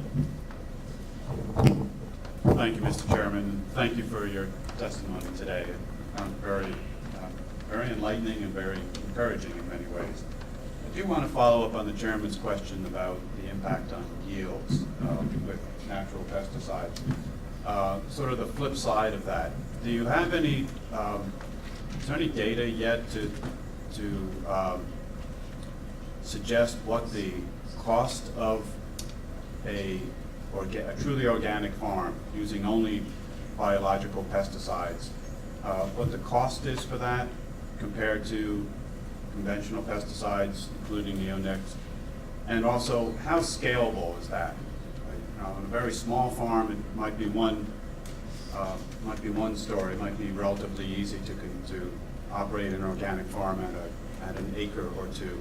Is it scalable at a very large orchard? I know one of the things that I've heard in the past is that with the size of an orchard, the attraction to neonics and other chemical pesticides increases. I'd be curious if you have any thoughts about this scalability and the cost of natural organics. Well, as of right now, the cost we have is that just to produce one product, as an organic pesticide, it came out to $256 million. There was a very large increase compared to the cost of neonicotinoids. I'm not sure right now, but we can get back to you on that. Thank you very much. To add to that though, Yes, sir. Us as a company, we look towards the organic side of it. So we see as even though if we'll have to invest more money into it, in the longer run, it's gonna be a better how can I say this? It's gonna be a better investment because, like it said in our testimony, I believe it said there's a 70%. We'll need 70% or more food by the time it's 2050. So, and with the dying of the bees, we see that the dying of the bees impact not only the fruits and vegetables, but also it could also have a long impact on our meat industry because without fruits and vegetables, how we gonna feed our how can I say this? Our meat industry, I should say. So the investment, the more money we're gonna put into it, in the long run, is gonna get back. So it's not really something that's with the dollars. I should say the dollar to cent metaphor. It's not really the investment. Shouldn't really be the mindset. We should see that putting in the money in the long run is gonna help out our country as pertaining to fruits and vegetables and the organic of our people and the health of our people. So I mean, I feel like the dollars shouldn't justify whether we invest into a better pesticides if that will answer your question. And It to does. just piggyback off of that, it's building trust, and the more trust that we build with our consumers is the better, because the more they'll come back to us because they know that we have their best interest in mind. So we're willing to put forth the amount of money that it takes in order to build that trust and have that viability in our product. But you concede in your testimony that I believe that your products in general are more expensive than those produced on a conventional farm that uses non-organic pesticides, correct? Yeah. Thank you. Just my final question, in some previous testimony, a ban on neonics has been proposed, specifically a 5-year ban, phased-in ban on neonics. I understand that your operation is entirely organic and therefore would not affect you. Am I correct in assuming that you, as a matter of advising this committee on policy, that you would support a ban on neonics either in a 5-year phase or more immediate perhaps?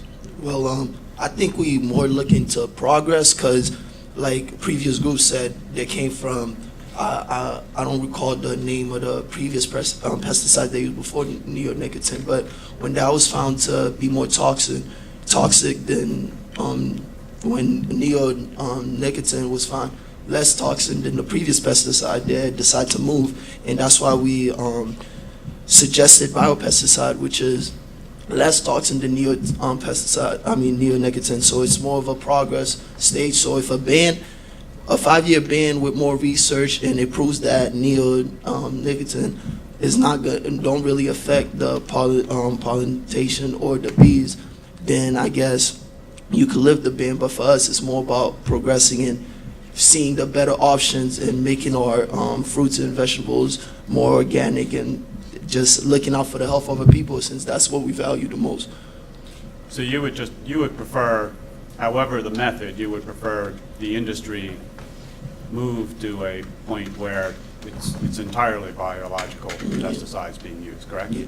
Also, I'd just like to add to that, as Ariella stated before, it takes less than a year to integrate biopesticides and create a new product. So we wouldn't even really need a 5-year plan to ban neonicotinoids. We can probably get that done in less time. And we definitely need to act as soon as possible because this is a pressing problem. Thank you very much. Thank you, Assemblyman. Assemblyman Robinson. Thank you, Chairman, and I'd like to thank all of you for coming. It's very interesting to see a company take this kind of progressive approach and make the investments in our economy and going forward. I have 3 short questions.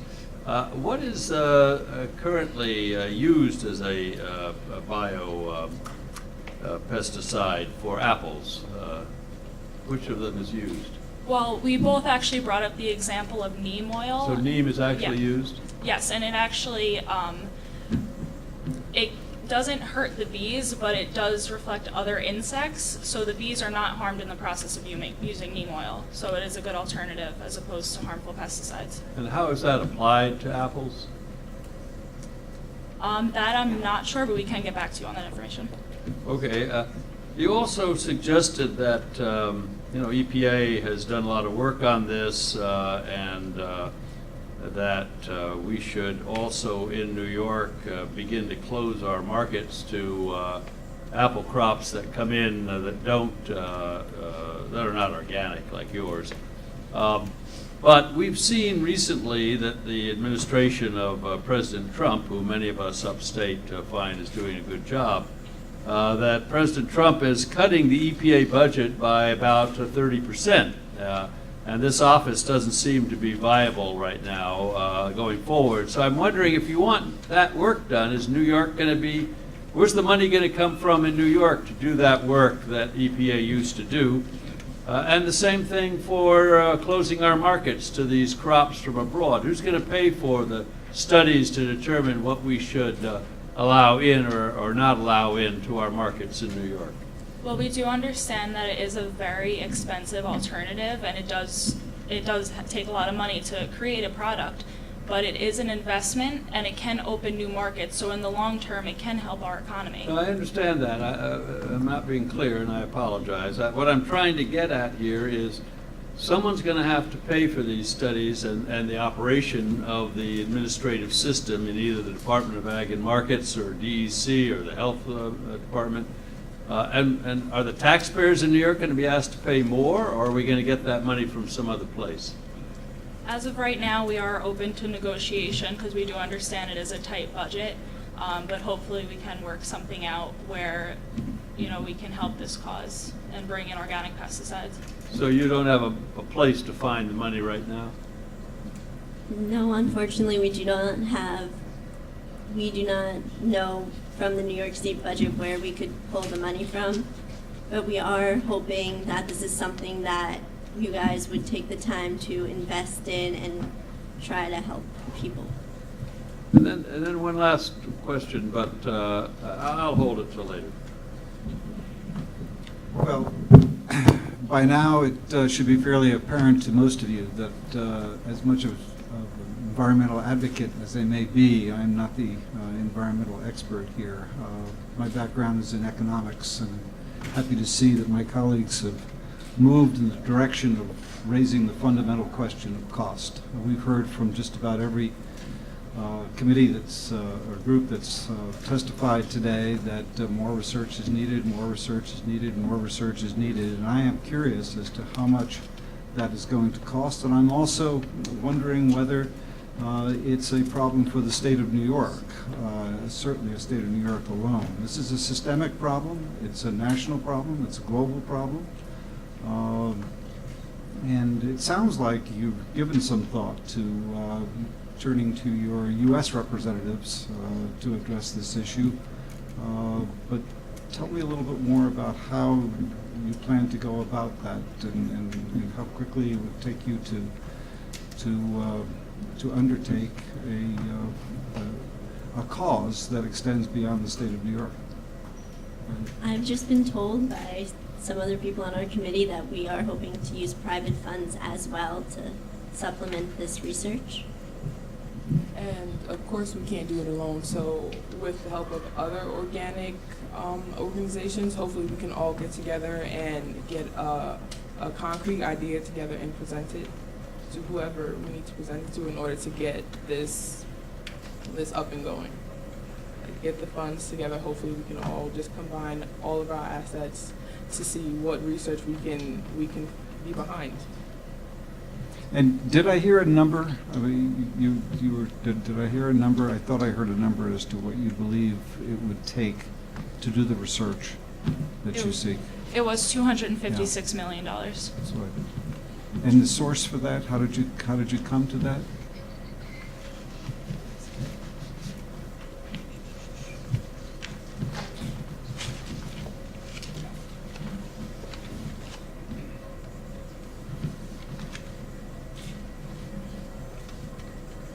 I came from the ECPA, the European Crop Protection Company. That's what they concluded. That in 10 years that the disease protection, it went up for the products that protects against disease. Yeah, I'm not familiar with that group, but in any case, it sounds like we may need more information and more robust, which seems to be the theme for our meetings today, more information. Yeah, I mean, because like we said, there's this gray area between is neonicotine dangerous for us or not dangerous for us, and like one of my coworkers said that since that gray area is presented, why not just I wouldn't say get rid of it through more research. If there's not a conclusive, there's not conclusive evidence whether it's harmful or it doesn't, or not harmful, we should just move away from it and, like I said, progress. Because right now, and I should say, a couple other groups before us said that, like I said before, said that they were progressing from once they're seeing one is too toxic, then the other, they progress. So biopesticides right now is not seen to be as toxic or has no toxic at all compared to neonicotine. So why not progress and go to that?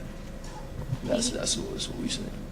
Piggybacking off of what he said, there may not be as much evidence about neonicotinoids harming the bees, but there is some research that was done about how neonicotinoids affect bees and may be leading to the colony collapse disorder.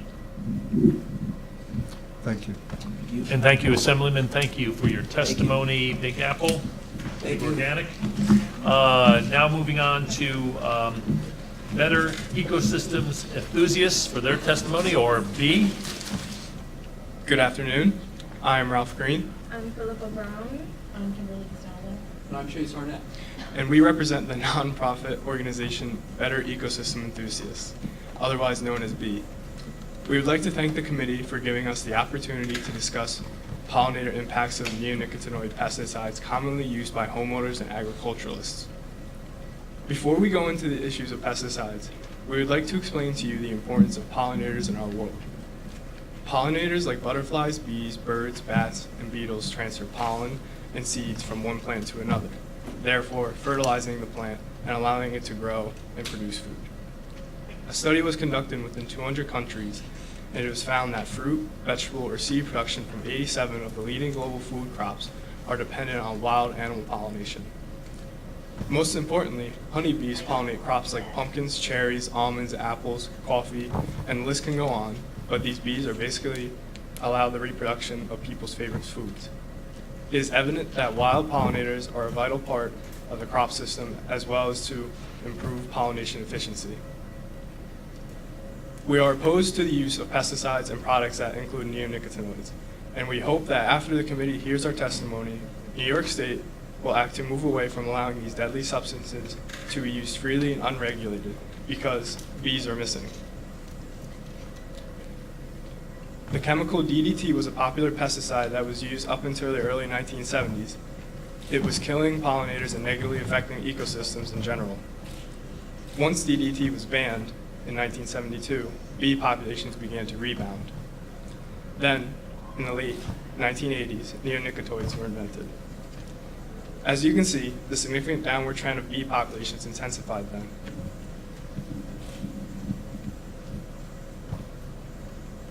As the image shows, in New York State on non-organic apple farms, this chemical is sprayed. This is peak blooming season, which is a natural occurrence to attract pollinators, and to farmers it seems like the best time to spray neonicotinoids. As said before, it has now become a widely used pesticide and has made its way into backyard gardens where, in some cases, the concentration of it is actually higher than that of commercial farms. This is as a result of not monitoring use, as well as publicly distributing it without people understanding that it's not only killing targeted insects, but it's also killing any insect that comes into contact with these plants. Scientists have also coated seeds with neonicotinoids so that it's integrated into the systemic structure of the plant, meaning that it's absorbed into the plant tissue, but what they didn't really explain is that it actually leaches into the soils and it just lingers in the biochemical aspect of ecosystems for years. Any plant that grows in these soils automatically take up the neonicotinoids and integrate it into their systems. And then you have the pollinators any pollinator that actually interacts with the plants, they take up this chemical, especially where bees use pollen and nectar both as a food source and also take it back to the hive to make honey. We have found that it attacks their immune system, and when it attacks their immune system, it makes them way more susceptible to diseases. In addition to that, we can say that the bumblebee is now on the endangered species list, and with that, when you have less diversity, when you have less genetic diversity, it also makes it more susceptible to diseases. In addition to attacking the immune system, it attacks their nervous system and it makes them impaired. They're not able to remember where their hive is, or they're not able to remember where the flowering plant is, and they end up starving, or in some cases they do reach back to the hive. It just introduces the whole colony to neonicotinoids in the pollen and the nectar that they bring back. Diversity in a crop ecosystem is a major deal where wild pollinators are concerned, as they have a specific niche to carry out. This is to carry out the task of pollinating plants, seeds, and nuts. These pollinate for both the non-food and food crop industry, and also end up becoming guardians of the food of the food chain, and this is their intrinsic value to pollinate for the well-needed primary producers to keep a healthy ecosystem up and running. There are between 10,000 and 60,000 bees per hive, so just imagine a hive being introduced to these neonicotinoids, or really thousands of hives being introduced to neonicotinoids, and resulting in a collapse of an entire colony, and therefore a ripple effect on the food chain where there will be a drastic reduction in primary producers. And I know that a previous group, that I think it was the apple farmers, they had quoted, I think, the EPA on what they had said in that release, that it was released on January 12, 2017. In that same release, we had seen it, and we decided not to use it because it kind of contradicts itself. It states, I can read it after this is finished, it basically says that neonicotinoids don't pose a significant risk to bees, but in the same breath, it says that when it's on plants like cucumbers, both non-food and food crop industry farms, it does pose a risk because bees are coming into direct contact with these plants. So You won't have to read it. We'll be looking at your testimony as a whole. So just, I appreciate that, but. So as you have heard today, the bees need our help, and we are here to propose to you the Neonicotinoid Education and Regulation Act. First and foremost, the act shall ban all backyard gardening products that use neonicotinoids as an ingredient for non-commercial users. As of now, anybody can go in and purchase these products. They're pretty commonplace. Residential concentration of levels of neonicotinoids have been found to be higher in backyard gardens than they are on farmland. And this is why we propose that these are banned from non-commercial users.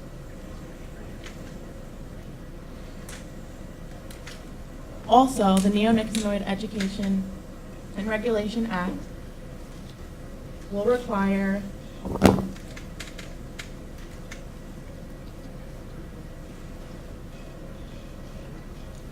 It is due to this fact that our act will also require that bold and prominent labeling be placed visibly on all neonicotinoid packaging, and it will clearly state that these types of products cause severe impairment and death of valuable pollinator species. Additionally, the act will require that in order to be eligible to purchase neonicotinoid products, commercial users shall undergo an educational program that will ensure that they're using best management practices. As of now, in the New York State Pollinator Protection Plan, there are guidelines and management practices laid out, but they are all voluntary. We would like to see that some of these are enforced to ensure that our applicators are using sound judgment if and when neonicotinoids are required for use. Furthermore, the act will require that a tax be placed on neonicotinoid products. Revenue from the tax will create the Pollinator Rehabilitation Fund. This fund will be used to research alternatives to neonicotinoid pesticides, and it will also be used as subsidies for farmers who are willing to participate in a program that helps restore pollinator habitat on their properties. We are not talking about man-managed apiaries. We are talking about creating habitat to attract wild, biodiverse pollinators. So this will proactively help their populations rebound. Lastly, we encourage New York State, 2 years after the date effective on this act, to ban neonicotinoid use indefinitely. We believe that 2 years is sufficient time for commercial users to undergo their training courses and become fully aware of the effects of neonicotinoids and become aware of alternatives, which there are plenty out there now. In regard to apple farming, there are methods such as a red sphere trap, which attracts common pests to it, allowing farmers to remove the pests from the property. Furthermore, there are beneficial nematodes that actually ingest larval stages of common pests. Additionally, there is kaolin clay coatings. This coating is said to be 90% effective at deterring pests from apples, and it is also a fungal deterrent, which is another problem that apple farmers are facing. Let me leave you with this. We at B would like to continue seeing New York be the progressive state that it has been and follow suit, follow the precedent of the other states that have banned neonicotinoids and move towards more eco and environmentally friendly practices. Did you know that a single bee can pollinate 5,000 flowers in a single day? The foods in this cornucopia exist because of honeybee pollination. We think we would rather live in a world where they're naturally available. I don't want to point any fingers or anything, but China is already dealing with the lack of natural pollination services. Chinese apple orchards are being forced to hire workers to hand pollinate their apple trees. Paying people to do the job that would otherwise be done naturally seems like an improper use of labor to us. Bees and plants have co-evolved over millions of years. We argue that nothing can do a better job than evolution. Furthermore, we believe that when we eliminate neonics from the equation, with your blessings, we will experience an increase in our state's honeybee population. Let's join Maryland and Connecticut and show the rest of the country how to fix this problem. As ecosystem enthusiasts, we want to make it clear that we acknowledge all contributing factors to the decline in the honeybee population. The following are what we find to be these contributing factors. The Varroa destructor, which is a parasitic invasive we are dealing with. There's a lack of genetic diversity. Funguses and viruses such as American foul brood are present. Nutritional stress is a factor due to the lack of forage from our ever-expanding urban areas and non-organic conventional farming practices. Put it all together, and the impact of pesticides is the last straw.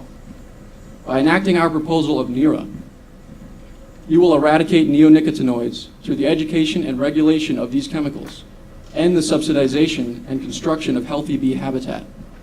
This combination will result in the inevitable promotion of the unmatched ecosystem services that pollinator insects provide. The correlation between the development and use of pesticide chemicals and the decline in the honeybee population is undeniable, as you can see on our charts we've provided. As mentioned previously, we have put together parallel timelines to depict what we mean. Now is our chance to undo the damage that was done. We can continue to let history repeat itself. Let us refer to when potent DDT nearly caused several species of birds, including the bald eagle, to go extinct by attacking the base of the food chain. Or we can mitigate the damage being caused by neonicotinoids now. If we allow neonics to add to the existing honeybee stressors, we will have a mass extinction on our hands. If we do not take prompt and decisive action to protect these invaluable pollinators, their populations will dwindle and likely be irreversibly damaged. Rachel Carson began the conversation about pesticides in 1962. We are here to end it. Dr. Seuss's Lorax spoke for the trees. We at BEE speak for the bees. And unless someone like you cares a whole awful lot, nothing is going to get better. It's not. Thank you. Thank you very much. Thank you for the testimony. I have no questions. Assemblyman? Thank you, Chairman, and thank you for your testimony. Thank you for the timeline also. It's very clear, and the only thing, of course, the timeline is disturbing, and I'm also disturbed to note how many of those years I've actually lived through. But we'll leave that for another day. I appreciate your proposal for a 2-year ban on neonics. I want to ask a variation of a question I asked an earlier group, or a couple of questions. Clearly, something needs to substitute for neonics in the orchards and the farmers. Other groups have suggested biological pesticides or possibly other chemical pesticides might be alternatives. Are those alternatives to neonics cost-effective, scalable from the agricultural industry's perspective? While I instinctively am in favor of a ban sooner than later, I am also recognize the concerns that that farmers will have of, things stopping one day and something needs to be substituted for that. That need to be dealt with. If anyone can just speak to that for a moment.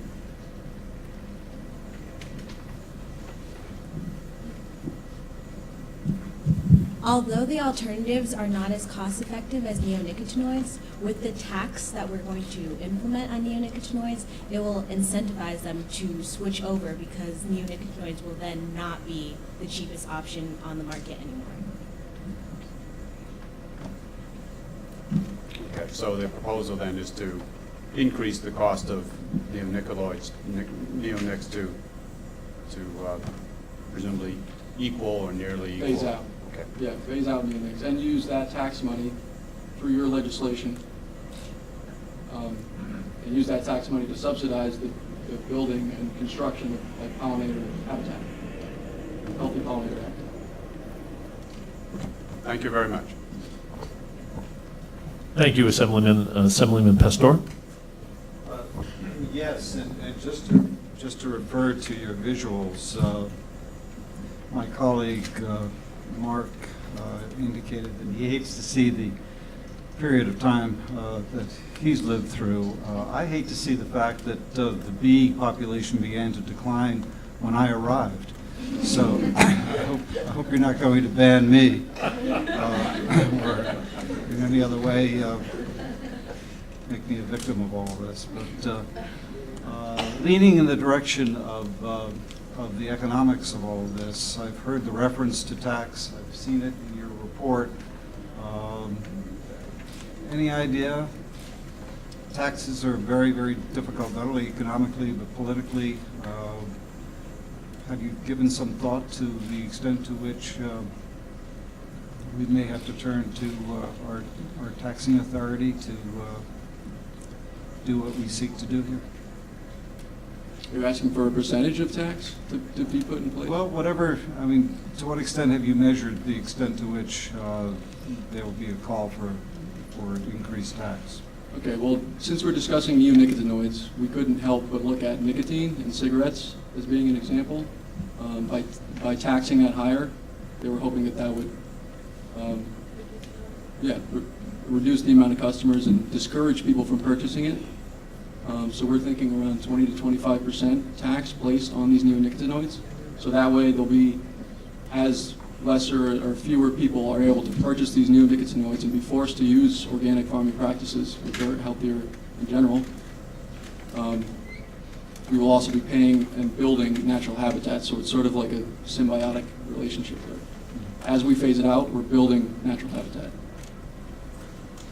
Thank you. Yep. Assemblyman Robinson. Thank you very much, Chairman, and I found this testimony very interesting. Your graphics very educational. Makes me hungry to be before lunch and see the cornucopia, though, so maybe working against you. What have your testimony elaborated in ways that's not in the written testimony? So what have Maryland and Connecticut done? We've briefly looked into the fact that apparently they've been phasing out, or they've even written legislation to start phasing out neonicotinoids. We're not exactly sure of the process. We've kind of tailored our process to what we're dealing with in New York State. Thank you. And have you studied, in some of the proposals for your proposed legislation, and I acknowledge it's well elaborated, you call for under the federal law, we're not allowed to do the labeling. They do the labeling. So have you figured out where our state authority begins and the federal authority ends? What do we have the right to do that hasn't been preempted by the federal Congress having adopted the federal pesticide labeling laws? I don't know that information. We can do some research and get back to you on that. Yeah, thank you. All right. Thank you very much for your testimony. Now, the last folks we'll be hearing from is the Westchester Agritech. Westchester Agritech, please join us up at the table. Hello. My name is Daniel Smith, and I am a representative of Westchester Agritech Incorporated.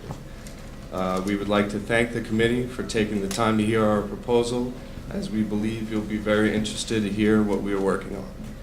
Our company specializes in research and development of alternative technologies to aid farmers and landowners in the preservation and management of agriculture on their land.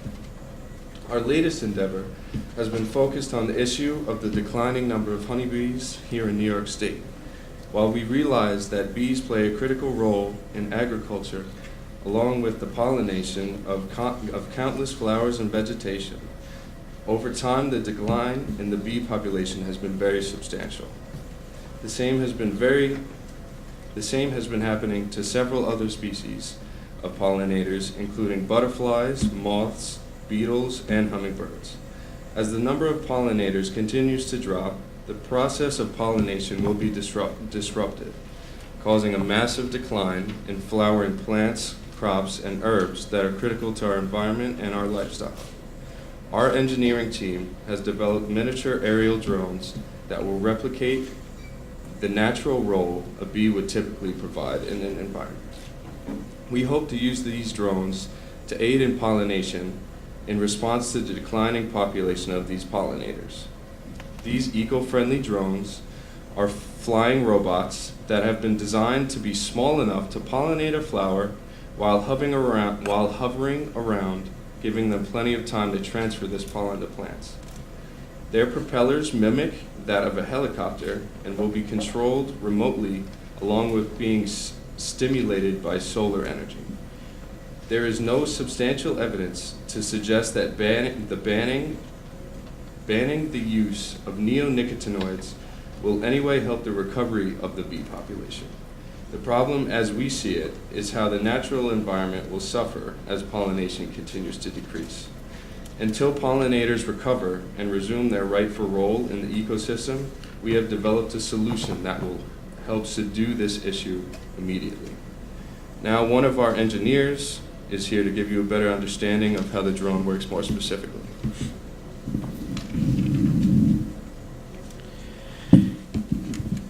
Hello, my name is Matthew Vitale, and I'm an engineer at Westchester Agritech. I am here to give you an overview of the design and function of the drone. The device is about the size of a hummingbird and has 4 spinning blades to keep it airborne at all times. The bottom of the drone contains a strip of fuzz made from horsehair, just like a paintbrush, which is covered with a sticky gel. The drone is controlled remotely from a desktop computer and a joystick device, as you can see.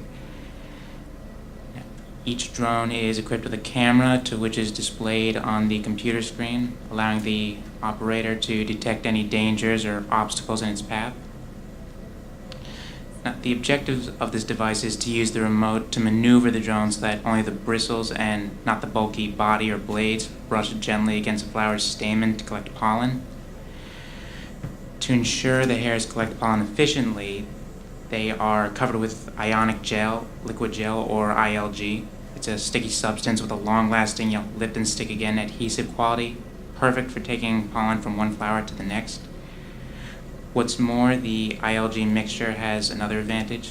When light hits it, it blends in with the color of its surroundings, potentially camouflaging the drone from any would-be predators. Drones are typically powered with batteries, but our product is powered with solar energy because solar panels are placed on the surface of each drone, which absorbs the sun rays and then uses that power to power the motor that spins the propellers. Solar power is well suited to this device since they are intended to be used during the spring and summer seasons, only when the weather is very sunny, and they allow the drone to continue operating for a great deal of time without needing to be recharged. Plus, equipping a battery pack onto the drone would create more weight, but with solar panels they can fly much faster and maneuver more easily.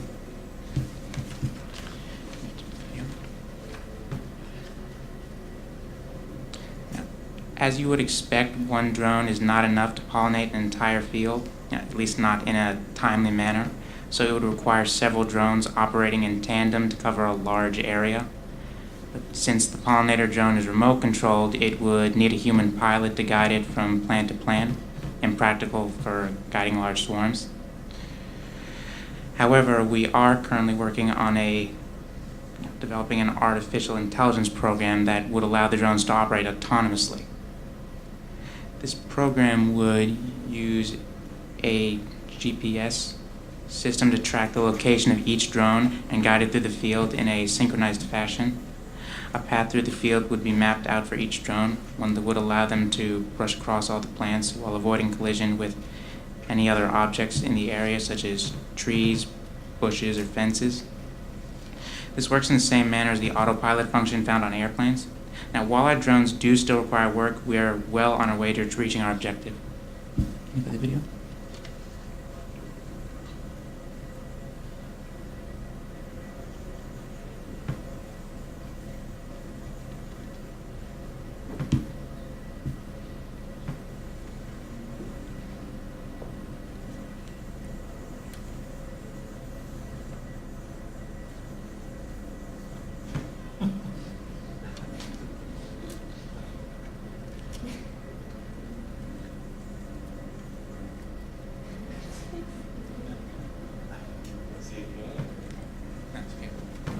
I think we get the gist. Hello, my name is Ayamra Amalan. I'm a representative of Westchester Agritech, and now that you have a better understanding of how the drones operate, I'd like to explain all the potential benefits that our product can offer to the state of New York. First is the increase in pollination of plants, which has obviously been a downturn in correlation with the bees. This reflects the main purpose of the drones, spreading pollen to grow more vegetation and help sustain the environment. This will be especially helpful to farmers in growing more crops, which means consumers will have access to more organic produce. Secondly, it will provide the bee population the opportunity to rebuild.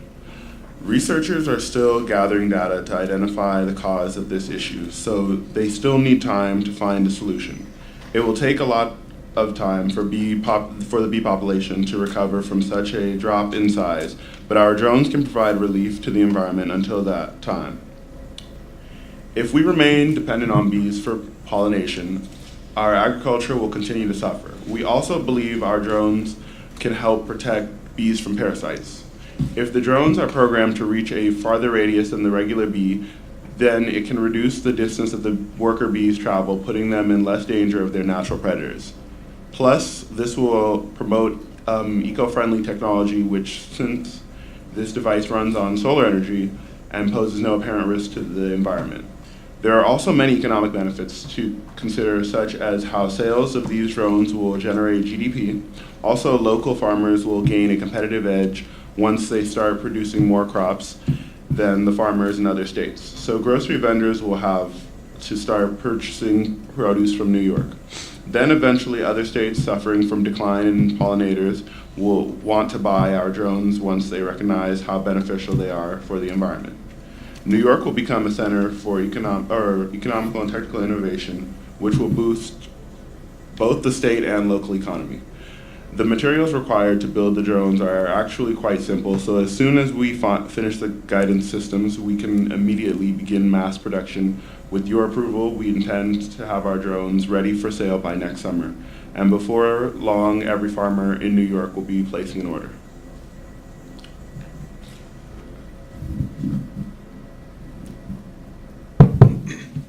Hello, my name is Corey Capaldi, and I'm a representative at Westchester Agritech. I'm going to run through a couple of key points for proposal before we accept questions. Development of the drones is progressing rapidly. It is realistic to think that drones can be a safe alternative to natural pollinators in the foreseeable future. It could not come at a better time, as the bee population and other pollinator population has been decreasing severely with no sign of improvement. These drones will create a source of pollination that will be reliable, durable, and convenient.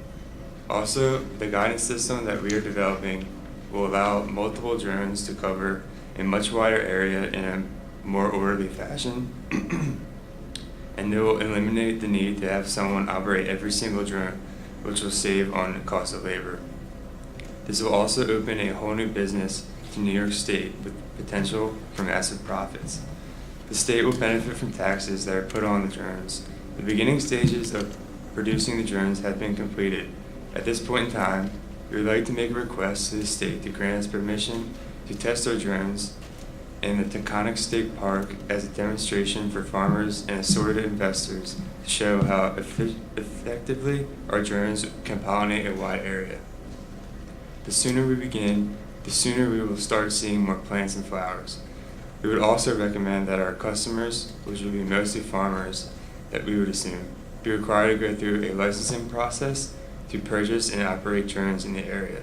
This is to ensure that those who use the drones have an understanding of how to properly operate them and provide the best probability for success. All right, thank you.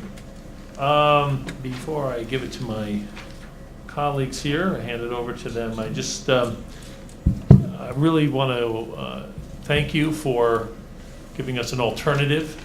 It seems like no matter what decisions we make here, in the best interest of the state and its and the public, it seems like we have an alternative that can be used no matter what we decide. Obviously, these approvals are better suited in discussion with Department of Ag and Markets and New York State Parks, Recreation, and Historic Preservation. So I'll ask council if she could refer that over to them, what we hear today, the testimony of what we heard, and you should take it up. Maybe you can talk to your local Cornell Cooperative Extension about a test case, because maybe it wouldn't make sense in the Taconic State Park, but in one of their research fields. But either way, we wish you all the best. Assemblyman? Thank you. Thank you, Mr. Chairman, and thank you for that testimony. It's quite interesting. It's, as I think the chairman said, this, if it were a practical application, it would be relevant no matter what the state does ultimately on the issue, the specific issue that we're wrestling with now, having to do with pollinators and neonics. I'm curious if there are any. I'm trying to think of barriers that in state law or regulation that exist now that once you develop this further, so it's practical in the market, that that would. Is there anything in law or regulation that serves as a barrier to that? Is there any reason that this technology can't be implemented once ready, in an orchard right away? Or is there? It may be, as the chairman said, it may be outside of the realm of this committee. It may be a matter for another committee to consider. But I am curious. Well, at this time, since this is a relatively new technological development, it's fair to say that legislation or really any policies, procedures on it haven't been thoroughly vetted or put into effect yet, which is partially why we're here, to really to make our case that we believe that technology can do a great deal of good for the environment and agriculture, and we would like to begin the process of implementing, creating the necessary legislation in order to allow us to sell, distribute, and operate it in the region, without potentially causing any issues with state or local authorities. Thank you very much. Assemblyman Robinson. Thank you very much, Chairman. Well, this is an intriguing testimony. I've never heard it before, so it's hard for me to get my mind around it. But I understand the FAA requires drones to be registered. Have you figured out how you're going to register all these little drones? Yes, that is something we are working on right now. As mentioned here, each drone is intended to be fitted with a serial and a registration number before being issued to any purchaser or, as we said, most likely farmers, which is why we highly recommend that a licensing process in order to be put through the same manner as would be to purchasing a vehicle, So since registration and as such, before any drone can be operated, they will be fitted with a GPS tracking system so that the FAA can monitor their position at all times. In any case, no drone will be allowed to operate without being tracked or registered. Now, on apple orchards, which is the subject of our hearing, along with the bee pollinators, when you have a commercial bee pollination program and the trucks bring in maybe as much as 200-300 hives, you're now talking about maybe 500 bees per hive. You're talking about a lot of bees. How are you going to actually be able to provide, even in the Hudson Valley, enough of your product to compensate for that number of bee pollinators? Well, as I said earlier, when I was testing that, the production of drones is really going to be centered only in areas where we find that bees are seriously declining, and while we agree it's impractical to have them cover a large enough area, but wherever we mainly focus our sources for farming and production, and where we feel those areas are most severely hit by decrease in pollination, we can focus. And once we've begun to sell and develop more revenue, we intend to increase mass production on a much more massive scale. Also, to add on to that, the emphasis of our drones is not to replace the bees, but to aid in what they do. It's not to say, okay, once the bee population increases, we're still going to have the drones out. It's just a kind of like a temporary solution for an immediate problem. A supplement to reduce the strain on the environment and all those who depend on it. Mr. Chairman, I acknowledge your comment, and I agree with your comment that what we have before us is perhaps not directly responsive to the issue that we convened to consider. But I must echo what my colleague, Mr. Robinson, said, and others have said about this idea. It's fascinating, and so much an indication of where we are in our lives these days, as we've come from hunter-gatherer to massive agricultural organizations to industry and now to robotics. I find it fascinating that we as humans are very concerned about the future of employment for humans, and now we may discover that bees and other animal and even plant life, for that matter, that contributes a certain level of employment to our world, they too may rise up in opposition to the emergence of robotics. So you may get stung by bees as you introduce your devices. So I urge you to be prepared for that.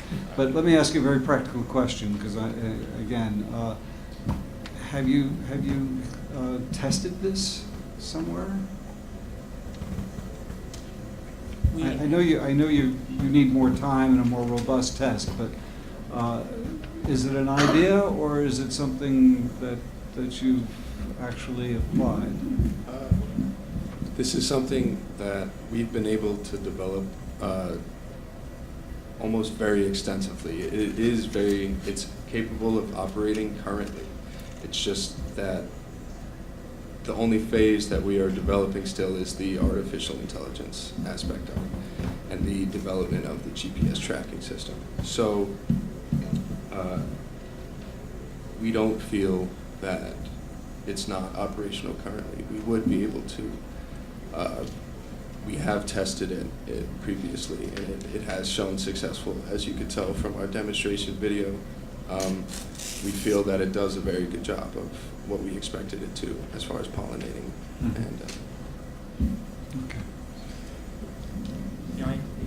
The only thing that we're looking to do now is test it on a larger, wider scale, see that it can better results, and as a demonstration to all those who may be interested in purchasing or investing in it.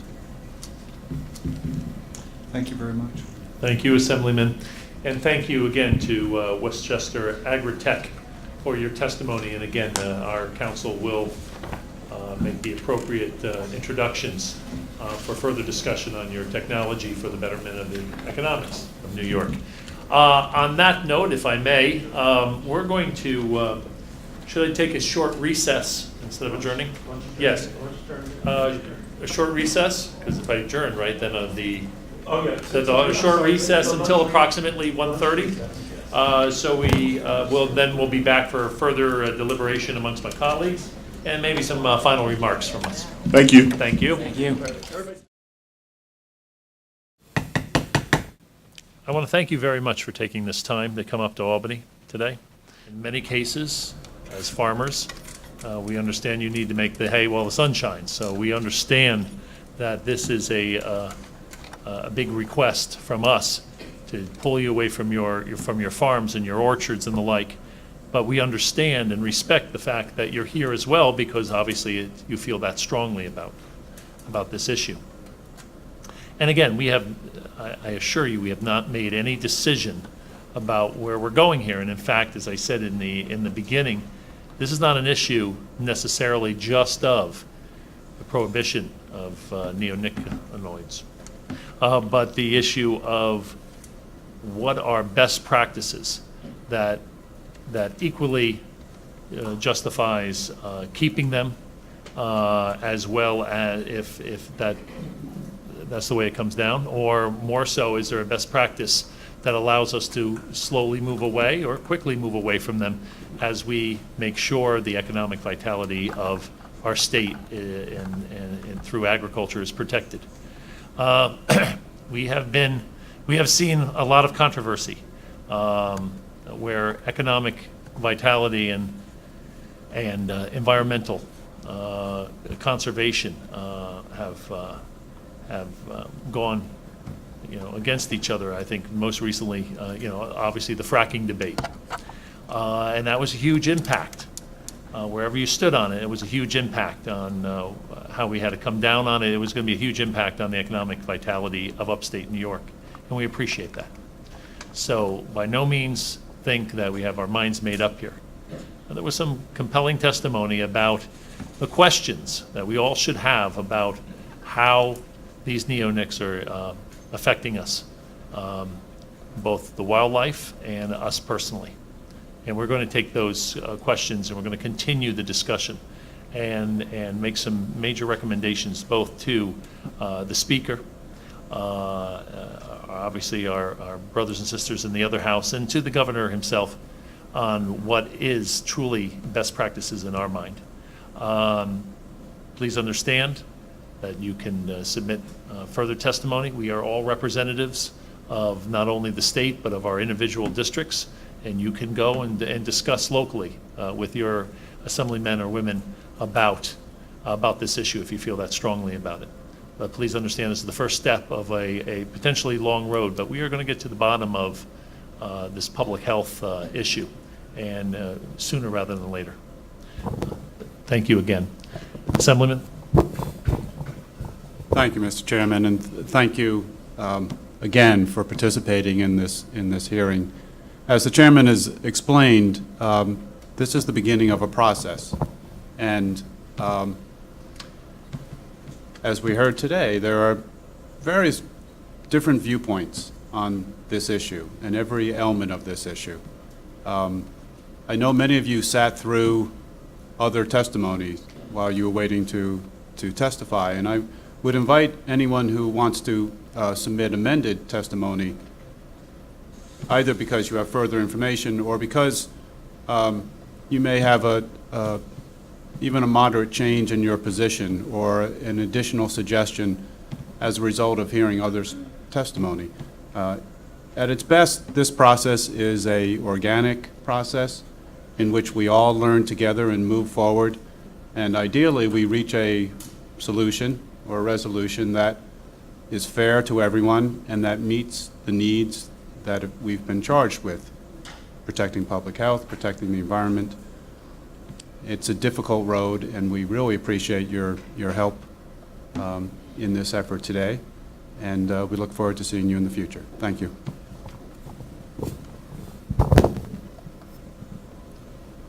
Well, I'd like to thank the chairman for his courtesy, making sure that all of us on the committee get an equal voice in these hearings. It's much appreciated, Chairman. I also want to thank all the participants again.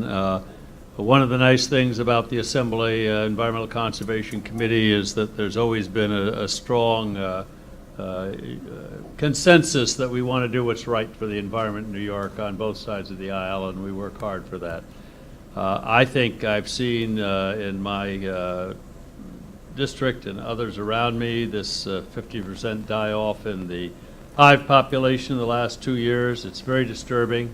I don't know the answers. I know we have to find the answers, and you've helped us today get to that point. Thank you very much. And I too, of course, want to thank our chairman and my colleagues on the committee for the work that they have done to support this effort, and to thank all of you, of course, for the testimony that you provided today. When I first uttered a word this morning, I indicated that I was reserving judgment on the fundamental issue and placing a high value on the importance of due process, the importance of informing the process. And not only did you help to inform it, but I think you also agree that we have a long way to go on informing this. A number of you indicated we need more research. And I think it speaks to the difficulty. And by the way, the difficulty does not distill to a choice between right and wrong. I think what makes it even more difficult is that the arguments distill to a choice between right and right. Those are always the difficult ones, when two parties come together and have different opinions, and each opinion is meritorious, has weight. That's what we're facing with here. And some of that is because we're dealing, with nature, with things that we think we know a lot about, but we really have a lot more to learn about. It's an imperfect world, and we're trying to make it perfect. And I know, one small bit of evidence of that, of course, was the final report that we heard from you. But even there, we delude ourselves into thinking that things mechanical are perfect. The world is not perfect. But thank you so much for your effort. The committee, of course, will give what you've said full consideration and take the issue forward. Thank you. Thank you, Assemblyman. To all Assemblymen, again, my thanks, and to the staff, our staff who makes us, of course, look good and made this the testimony oh so easy. So thank you to our staff.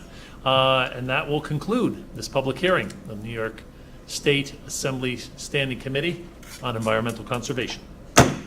Hey, everybody, join me in thanking the committee.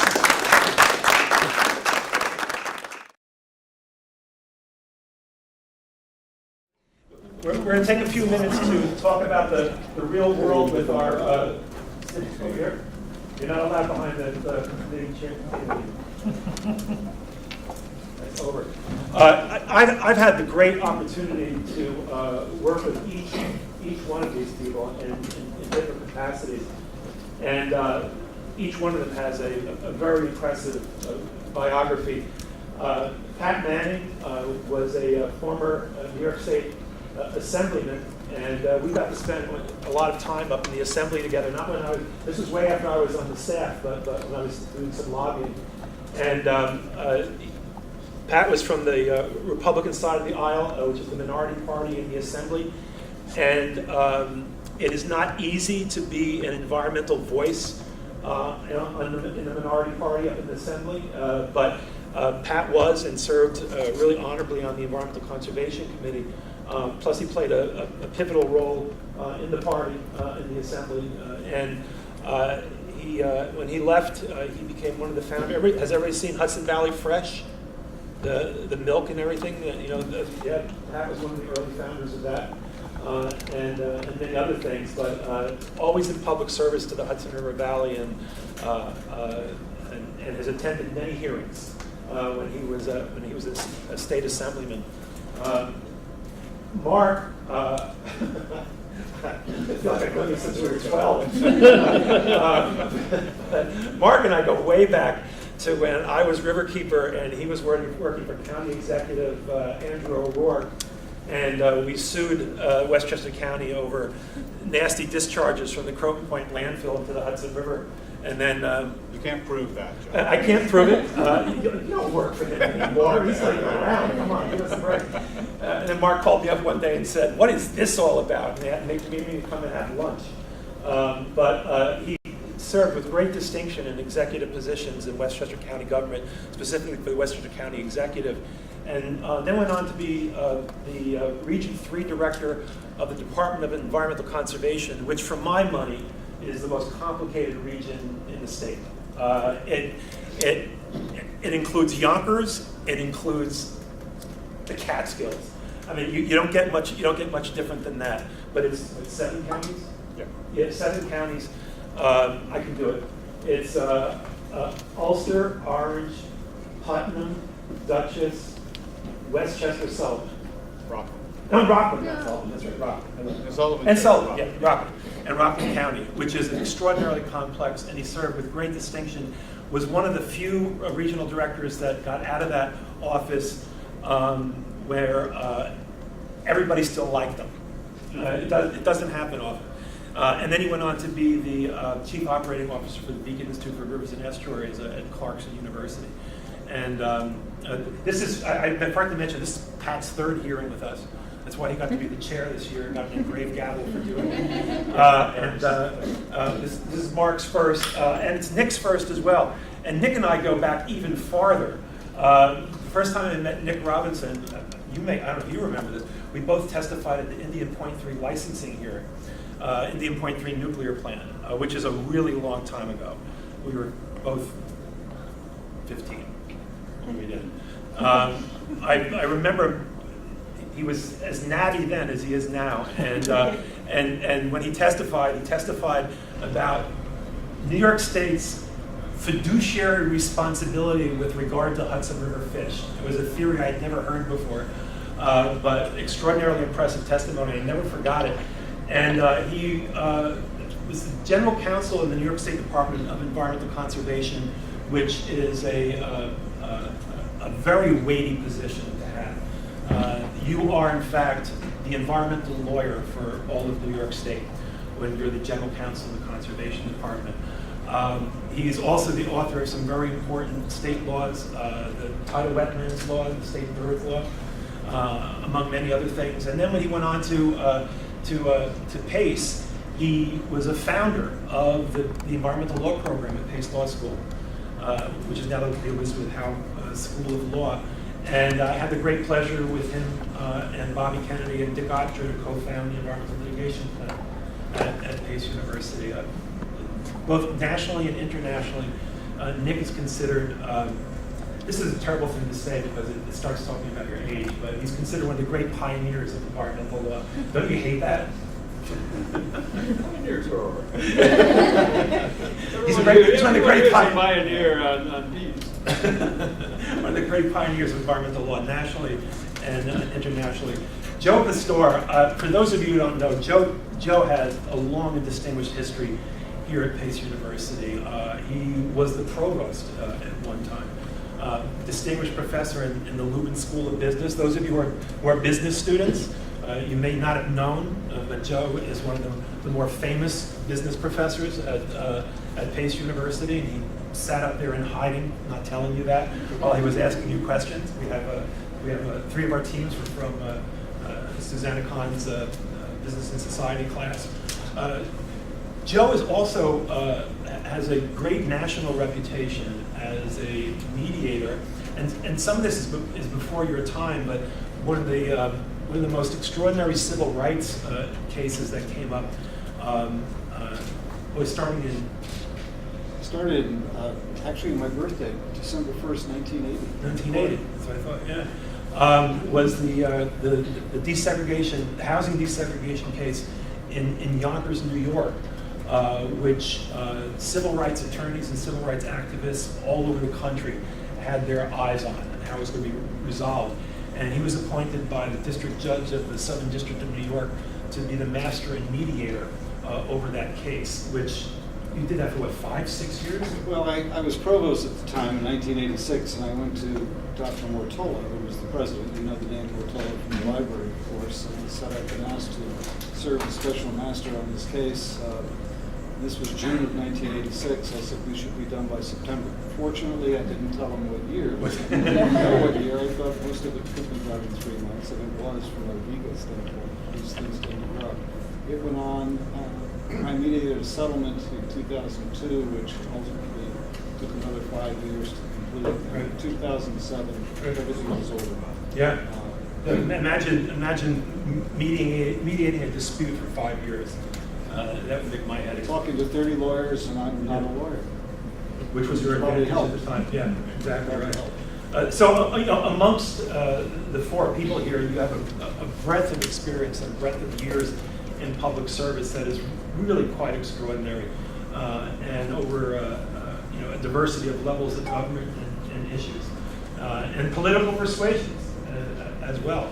And so, what we do now is we open this up for a discussion both amongst the 4 of you and with you. This is a great opportunity to find out a little bit more about what happens in the real world. Every person sitting at in these chairs has had an experience with something like this, whether it's presiding or testifying or whatever.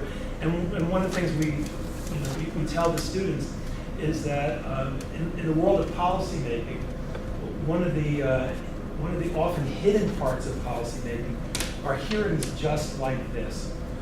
They're not going to appear on C-SPAN. They're not going to necessarily make any newspaper stories or headlines.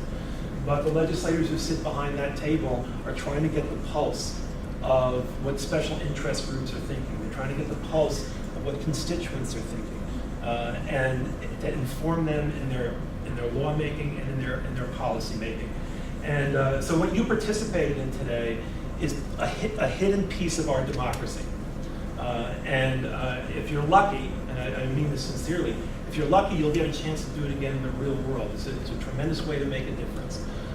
There aren't going to be cameras clicking, and there aren't going to be reporters necessarily writing down what you do. But you could be part of the process of making new law and even changing the world right in your own backyard. So I want you to ask questions, and to start it off, though, I would like each of you to just talk about that a little bit, about that hidden piece of democracy, that hidden piece of policy making that's out there that we never quite see, that each one of you has participated in your own way. Obviously, I can make a blanket statement that the government gets a bad rap, politics gets a bad rap. It's self-inflicted in many cases when you see the headlines of people being indicted or carted away or what have you. When I was up in the assembly from 1995 to 2006, the end of that year, there was a great many things brewing that then resulted in people being indicted and the like. But I can assure you, 99.9% of the people are good people who just want to go up there and make their mark. So don't throw everybody into the category of some of the headlines. I will say, however, that politics is life, and these hearings are a piece of the kabuki dance that goes on when legislative measures are being looked at to possibly turn into law. There are a couple things that I did probably for my own personal enjoyment, and it was real when you folks were speaking. But somebody would be speaking and looking at me, and I'd make a face, and then all of a sudden I wanted to see if you would change your way, and some of you did. Some of you stayed very strong about what you believed in. But that goes on, an adjustment in a seat, and a lot of it. And we actually were quite reserved to what goes on. But again, people feel very strongly about some opinions, and though we're all looking for, as John said, we're looking for the ability to get a pulse on what the constituents of the state are looking for, or looking, or viewing this, whatever we're bringing up. We certainly are trying to also direct it to what we think is best, potentially. In many cases, there are lobbyists, paid lobbyists that come up and speak to us, but in many cases, there are people just like you who are just, part of the mosaic of New York State that are just coming up and doing what people have fought and died to make sure we have the right to do. You guys were amazing. Some of you, we hear the horror stories about the night before and the week before, and you're pulling out your hair, and you think, I'm going to embarrass myself. You are head and shoulders above most of the testimony that I heard. Because again, some cases they're not prepared, but in most cases, it's just average Joe and Janes coming up there and letting their voices be heard. You guys are just fantastic. And as you heard, it took a lot for us to really mesh out who were the best like that, because we all sat there, especially Margaret, who have been up there shaking our heads going, wow, that was good stuff. So hats off to you. You did an amazing job. Mark, when you were regional director of DEC, the Department of Environmental Conservation, you weren't exactly a hidden bureaucrat. You were out there on the front line a lot. You administered. How many people did you have working for you there? A couple hundred. Yeah, a couple hundred people in the region working for you. But you also were. There's a lot of decisions that are made on the regional basis, and you have to take into consideration a lot of public comment and a lot of public input in doing that. Yeah, and I was thinking about that because there are different types of hearings. So what we simulated today was a legislative hearing, which tend to be fairly civilized. If there's often give and take, there can often be some tension between members of a committee or things like that. There are also hearings that, regulatory hearings or public meetings, a toxic waste site is discovered or something like that. And Nick has some experience with this too. You're not the elected official necessarily, you're an appointed person, and there's a crowd of not people who are advocating in a polite, civilized way, but who are really pissed off about something, or are just really scared or confused. And it's a town hall or a school auditorium full of people, maybe all of whom are all on one side, or maybe there's two or three sides of things, or there's local squabbles that are infusing this discussion. It's a very different environment in many ways, but it's very similar too. I mean, it goes back to some real basics that we've talked about a little bit in terms of John Kasich, who was one of the 16 or 17 Republican candidates who did not, who were Donald Trump defeated for the Republican nomination, just wrote a book. And I saw him, I guess, last night or the night before on the interview. And so he's written a book about can we just, I'm simplifying, but can we just talk to each other and have actual conversations and have conversations with people who aren't necessarily mirror images of you, who have different viewpoints, who have different interests, or different things. It's a cliche, but it really is true, and it infuses things like these hearings. If you can just remember, there's old tricks for public speaking of try to imagine the audience that you're looking out on are all naked, or all these things to kind of relieve your tension. Those all kind of work in a way in terms of just remembering that you're having a conversation, and you may not be the smartest person in the room. You may be the smartest person in the room. If you're not, you need to fake it to some extent. If you are, you need to fake it. And you need to have a civilized conversation. And it's remarkable how people will respond to that. There's something very basic about it. I thought I'll just echo what Pat said. I thought you all did a remarkable job at that. It's not easy to sit there and kind of feel like the spotlight's on you and everyone's looking at me and, oh my God, is my voice rattling? Is my, you know, to sort of keep going and have a conversation is pretty good. Nick, not only when you were general counsel, but also your international work with IUCN and so on. I said you were the environmental attorney for the state of New York, but like the regional director, that doesn't hide you away in an office. You're in the middle of a lot of administrative law proceedings. In your work for IUCN, you did mediation between the United States and Russia. What's it like to be sitting in the seat where you're trying to mediate so many opinions like you had to do today? Well, I think the wonderful thing about a legislative hearing is that you really you really want to let everybody say their piece. And you know, in our role playing, I was playing an upstate Republican curmudgeon who wanted to protect the sportsman's interests, but I had to deal with bees and other stuff as it came up on the agenda. And I think from the point of view of the legislative hearing, all of you were really good at putting forward what you think is the best kind of argument you can make coming from your point of view.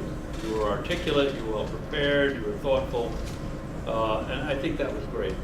And you get the attention of people when you do that. Mark's right. You need to lay it all out and have that dialogue.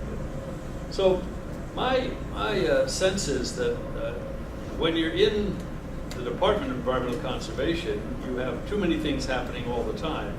I got called to an assembly hearing when this fellow was the riverkeeper and I was the general counsel. He found Exxon stealing water from the middle of the Hudson River and taking it to Aruba. And the Coast Guard had said, we have no rule against that, it's fine with us. And the riverkeeper did not want that answer. And I had to come down there and give testimony as to why what Exxon was doing was plausibly illegal.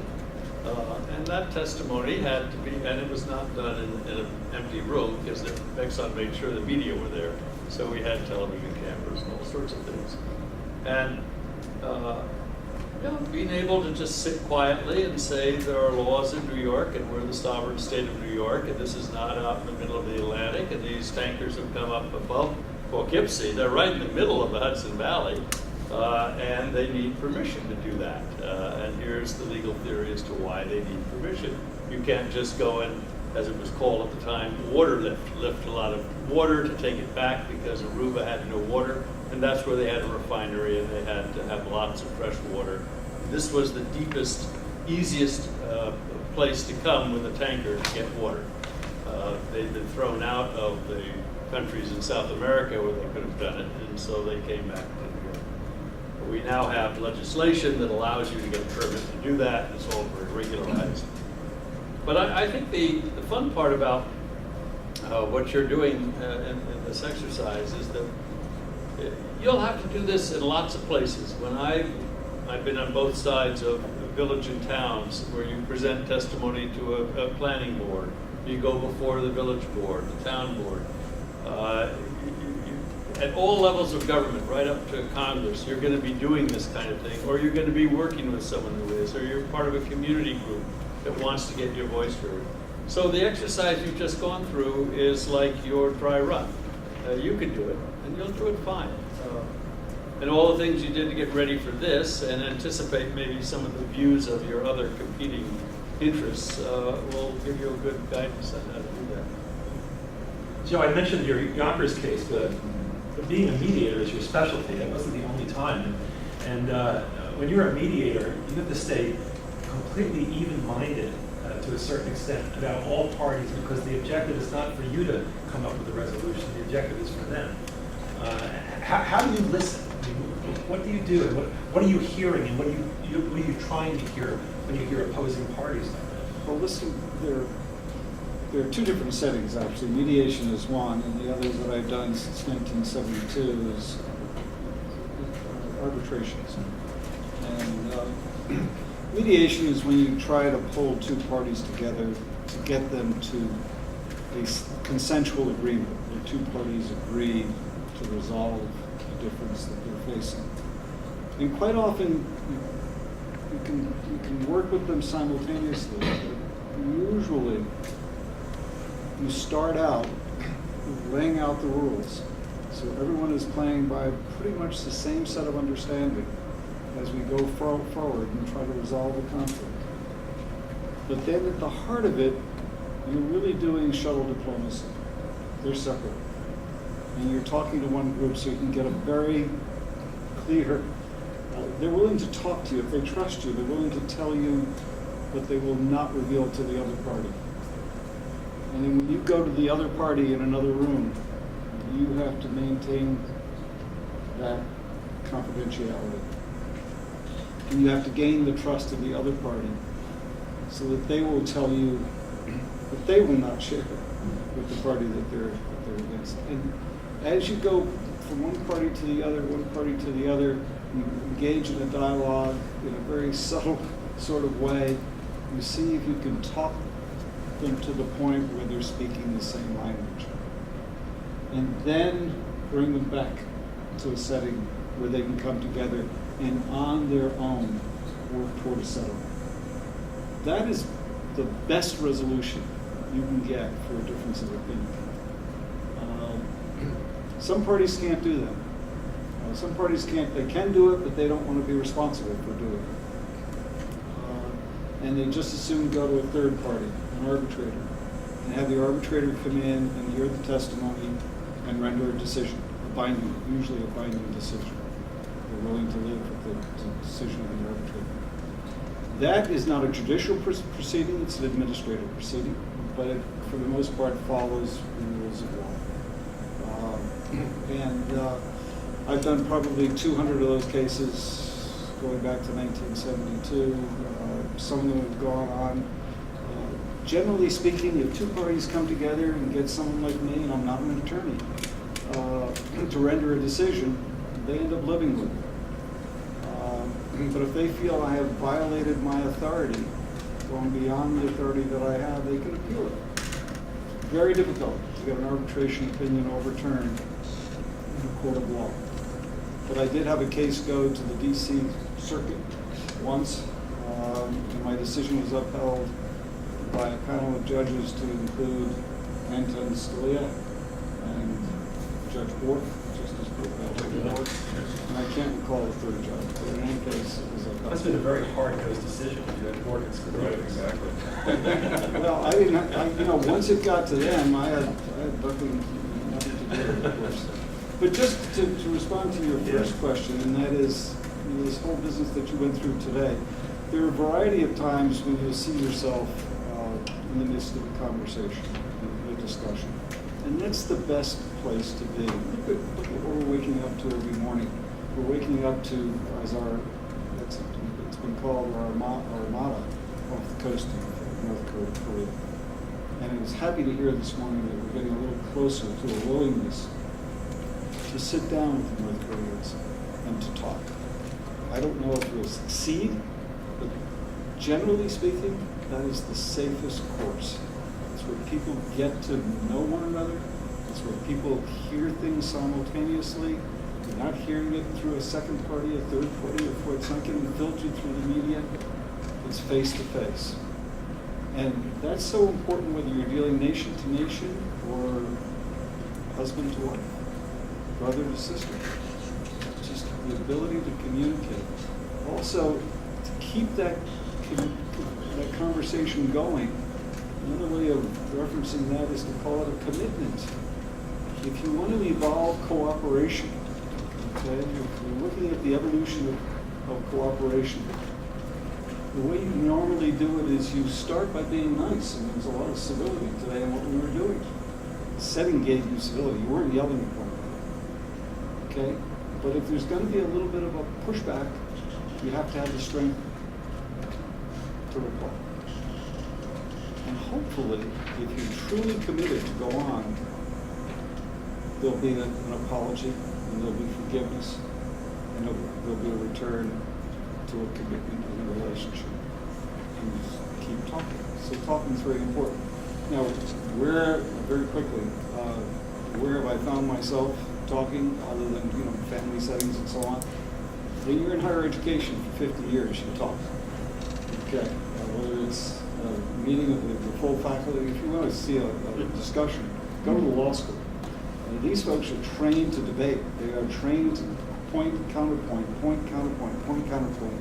That is what they do. And if you're provost of the university, you're called in to deal with an issue there. To be in the midst of that is an amazing experience. And typically, the best way to deal with it is to do nothing. If you're the centerpiece, and let them talk their way through it. Okay? So faculty meetings are always, they're the chaos that I was talking about earlier. The arbitrations, the mediations, a little bit more formal. Courts of law, of course, judicial proceedings are very prescribed. Lots of precedent. There's no precedent when you do it administratively in arbitration. Public hearings, I did probably a half a dozen over the 20 years, public hearings in Yonkers. That's all about getting the community to have an opportunity to express themselves and to be heard. And it's that exercise of talking that usually allows them to work their way to a solution, or at least to a fairly restful moment. So yeah, this is some important dialogue. What's the alternative to this? If you read the Federalist paper, 10, for example, too many countries. Look at Syria.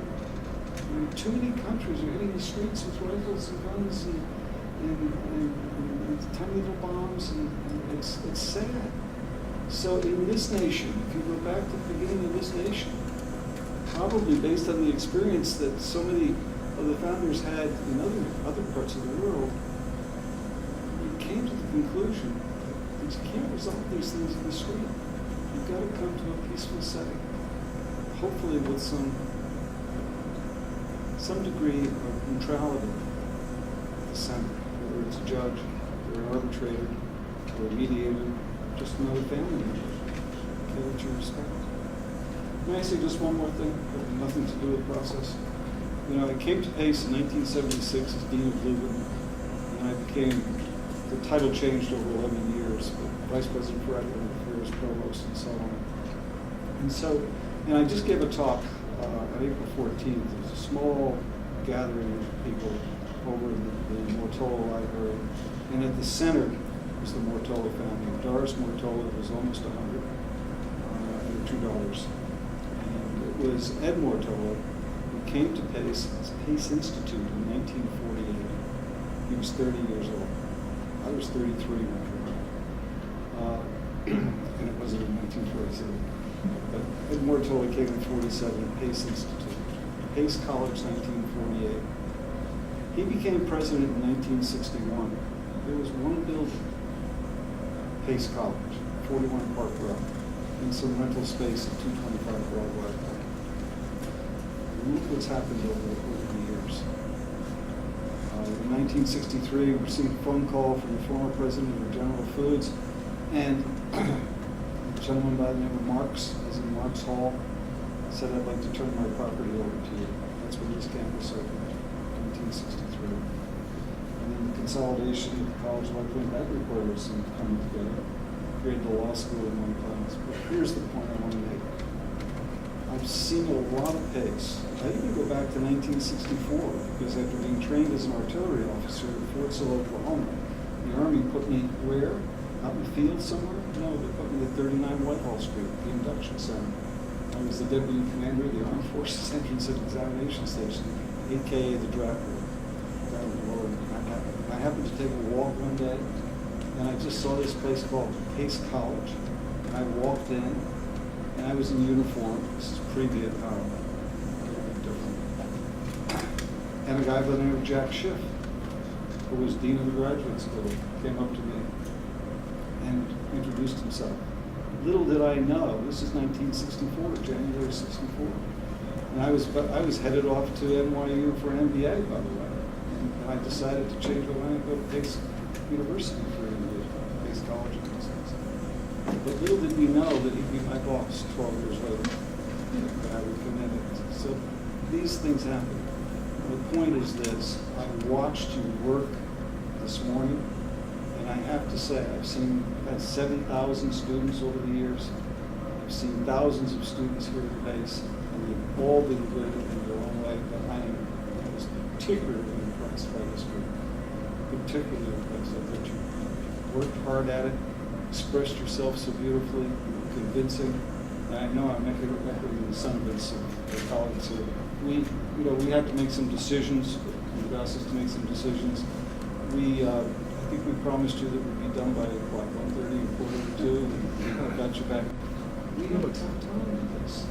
So you just did a beautiful job, and I have only one regret, and that is that I walked away, retired after 50 years in higher education generally, Boston College, St. Barnabas. I walked away in 2015, and as tempting as it is to come back, it's probably the right thing to do. And I truly wish I had stayed a couple more years to work with some of you. So sorry for the longer. That's what happens when you teach for 50 years. You teach in increments of 75 minutes at least. So. Well, where is he? Oh yeah, always the professor. That's what you said to me earlier. Always the professor, right? Thank you very much. Who here is thinking about any kind of career in public? This is public service. You can do public service in the private sector and public service in the public sector, right? Which everybody here demonstrates. And has anybody here thought about that? Work in public service at all? If you haven't raised your hands, I'm here. What's that? Think about it. Yeah, that's exactly right. I'm speaking for everybody here because I know what they think. The headlines you see, the stories you see, and all the scandals you see, as you said, there is nothing more honorable than to work in public service. All right? I've done it in both the private sector and the public sector, and it's something for you seriously to think about. Any talent you have, any discipline you're taking up, it's something that you can apply to public service. Really think about it. Really consider it. Before we move on to the awards, does anybody have any questions or anything they'd like to ask anybody? Yeah, go ahead, Jay. Is there ever situations, you said you're a mediator, so trying to join opposing sides, do you see groups that are kind of congruent with each other and you want to put them together? So like today, like the environmentalists would join the human health. So you would point them in that direction and say, you kind of have similar interests, you should collaborate. Yeah, what happens quite often is you get appointed by the American Arbitration Association, Federal Mediation Conciliation Service, sometimes a standing group that you belong to. And you come in and you start an arbitration. That's where you're called upon to make a decision. Right? They want you to come up with a decision because they haven't been able to settle it. But you do see, as you've indicated, sometimes you do see an opportunity for them to come to a decision, which is the best decision to make, as opposed to getting a third party who knows very little about a decision. There's a risk in doing that because, as John indicated a little earlier, sometimes it's tough to they have to have trust in you. And if you start to mediate the case, they may begin to see where you're tilted. It's tough if the mediation fails to then say, okay, folks, we're going back and we're going to arbitrate the case, and now I'm going to make the decision. They may have lost trust in you. So whenever I do that, I first tell them, if you want to try to mediate it, we can do it, but keep in mind that's the risk. Okay, and therefore you should reserve the option of saying, sorry, we don't want you to arbitrate this because we think we know what you're tilted. Okay, so it gets complicated. But yeah, I am inclined to mediate as opposed to arbitrate because, once again, it's the purest form of resolution. We've already taken you up for a long day. Our panel here just gave their time for you. What they get to take home, we hope, or some of the flower? That's what they get. They get some flowers for the day. They get the table set. Are there any bees in the flower? Yes, keep the bees as well, I think. And for those of you who have never considered, I mentioned public service to you. If you ever have a chance to be a legislative aide, and those of you who are business majors, corporations committee, small business committee, state legislature, Congress, it's one of the best training grounds in the world to get in the middle of things, and you take it with whoever you go. Something for you to think about. Yeah. It's also a great opportunity to be a beekeeper. Beekeeping is easy. After the Second World War, as you all testified, we had 6,000 more beekeepers than we have today. So, can I ask you to stand up just for 1 second? For those of you who did not see, stand up. For those of you who did not see, I want you to check out Professor Robinson's tie. Can you see this? the bees are active. It buzzes if you get your ear next to it. So join me in thanking our panelists. Thank you very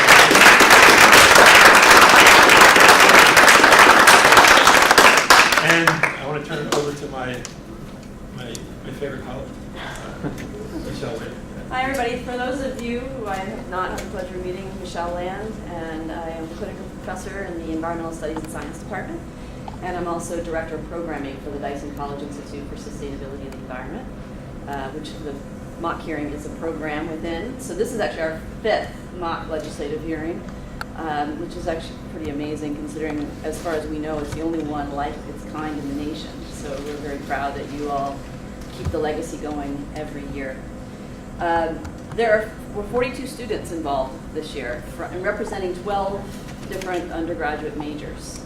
So I'm just going to read the majors because I think it's interesting, the diversity we have here: accounting, environmental studies, management, psychology, sports marketing, healthcare administration, human resources management, advertising, finance, cinema and filmmaking, childhood education, and computer science.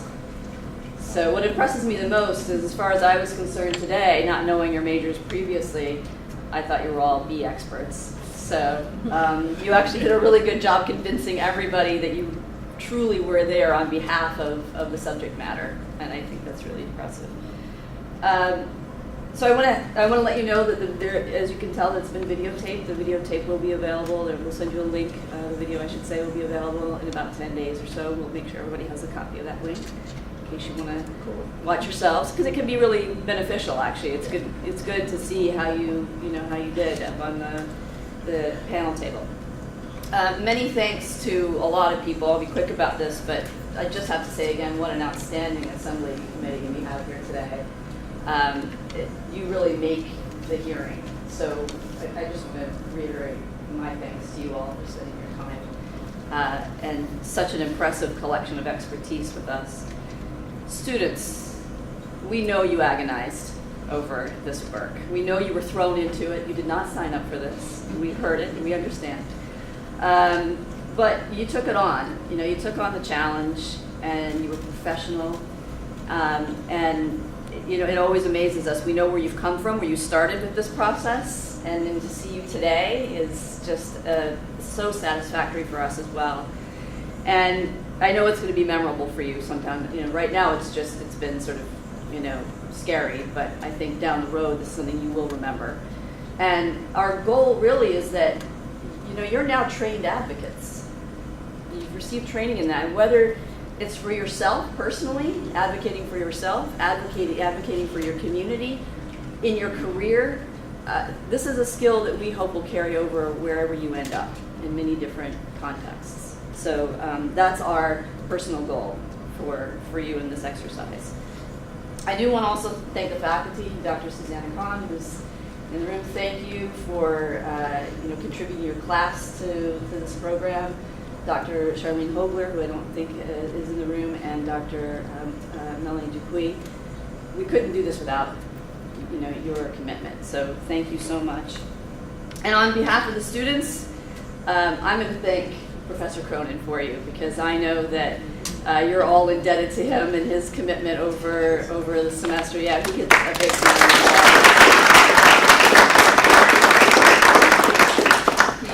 he is very invested in your success, as you know, and it means a lot to him to guide you through the semester in this process. So, okay, the moment you've all been anxiously awaiting for, the awards. I know you've been sitting so patiently. This was really hard, and you know, you've heard it. This committee had a hard time, perhaps the longest deliberation we've had, I think, in 5 years.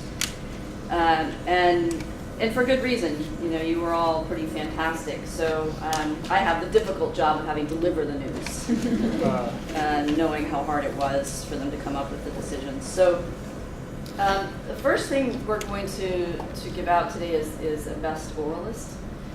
And I'm just going to get my notes here. So this particular person was on a team that everyone acknowledged here. It was a tough team because you guys had the minority voice.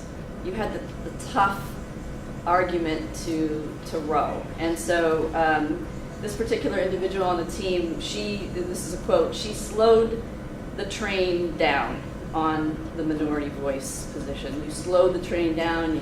Everybody else was sort of in the opposite direction. You had to make everybody stop and think about the opposite argument, and you did a terrific job. So Caroline Silvernail, will you please come up for Best Oralist?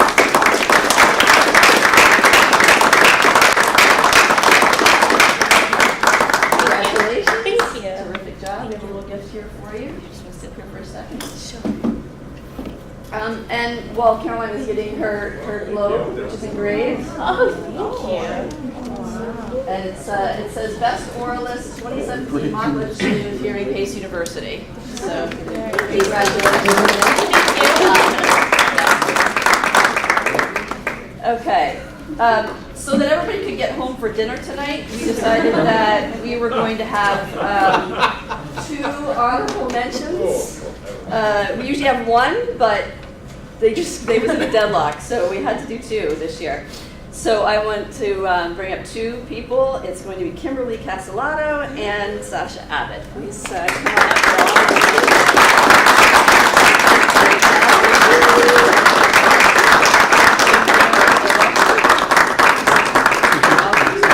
We have gifts that we'll get to for you guys after we get a photo of them first.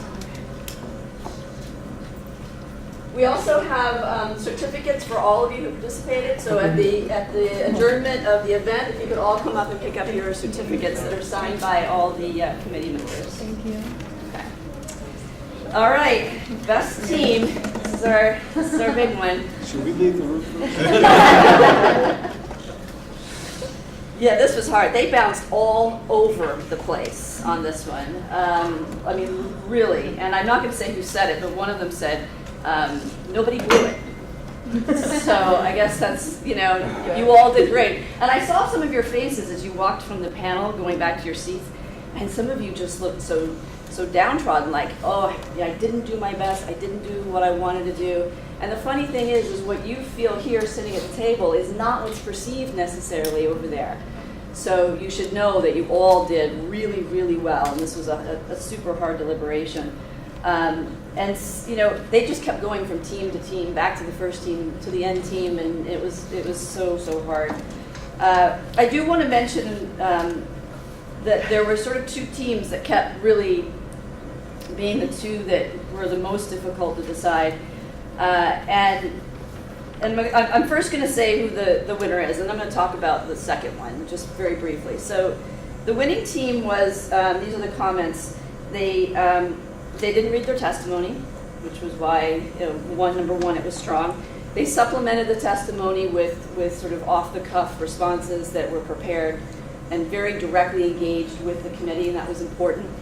And communicated sort of one-on-one with the committee as opposed to sort of focusing on papers or other things, and had very effective graphics. So, and good concepts and answers was another point that was made. And that winning team is better ecosystem enthusiasts.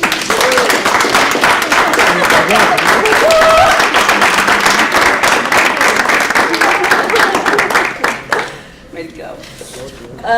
But I think I would be remiss in not mentioning this other team because they had the hardest argument in the group, and that was the Mount Kisco Pest Control Group.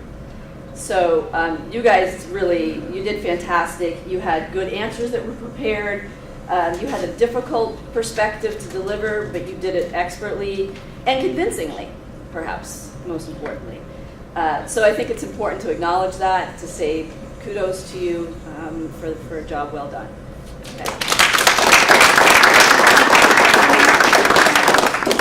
Okay, so again, it's very hard to do these awards because I feel like those who didn't come up, it somehow reflects on how you feel about your work today, and it should not. You really did fantastic, each and every one of you. We're enormously proud of you, so thank you. Yeah, I'd just like to add a word. I worked with all of you, and every one of you and each team it made me very proud to have worked with you. I've been through every one of these hearings, and this is by far the longest deliberation I sat through. I don't vote, for those of you, and as the committee will tell you, and I told them, I got to know too many of you too well to actually feel like I could be unbiased. So I can't take any credit for any of you winning, other than the fact that I was just delighted to work with all of you. You were just what a great group of students. It makes me very proud to be at Pace University. So, thank you very much.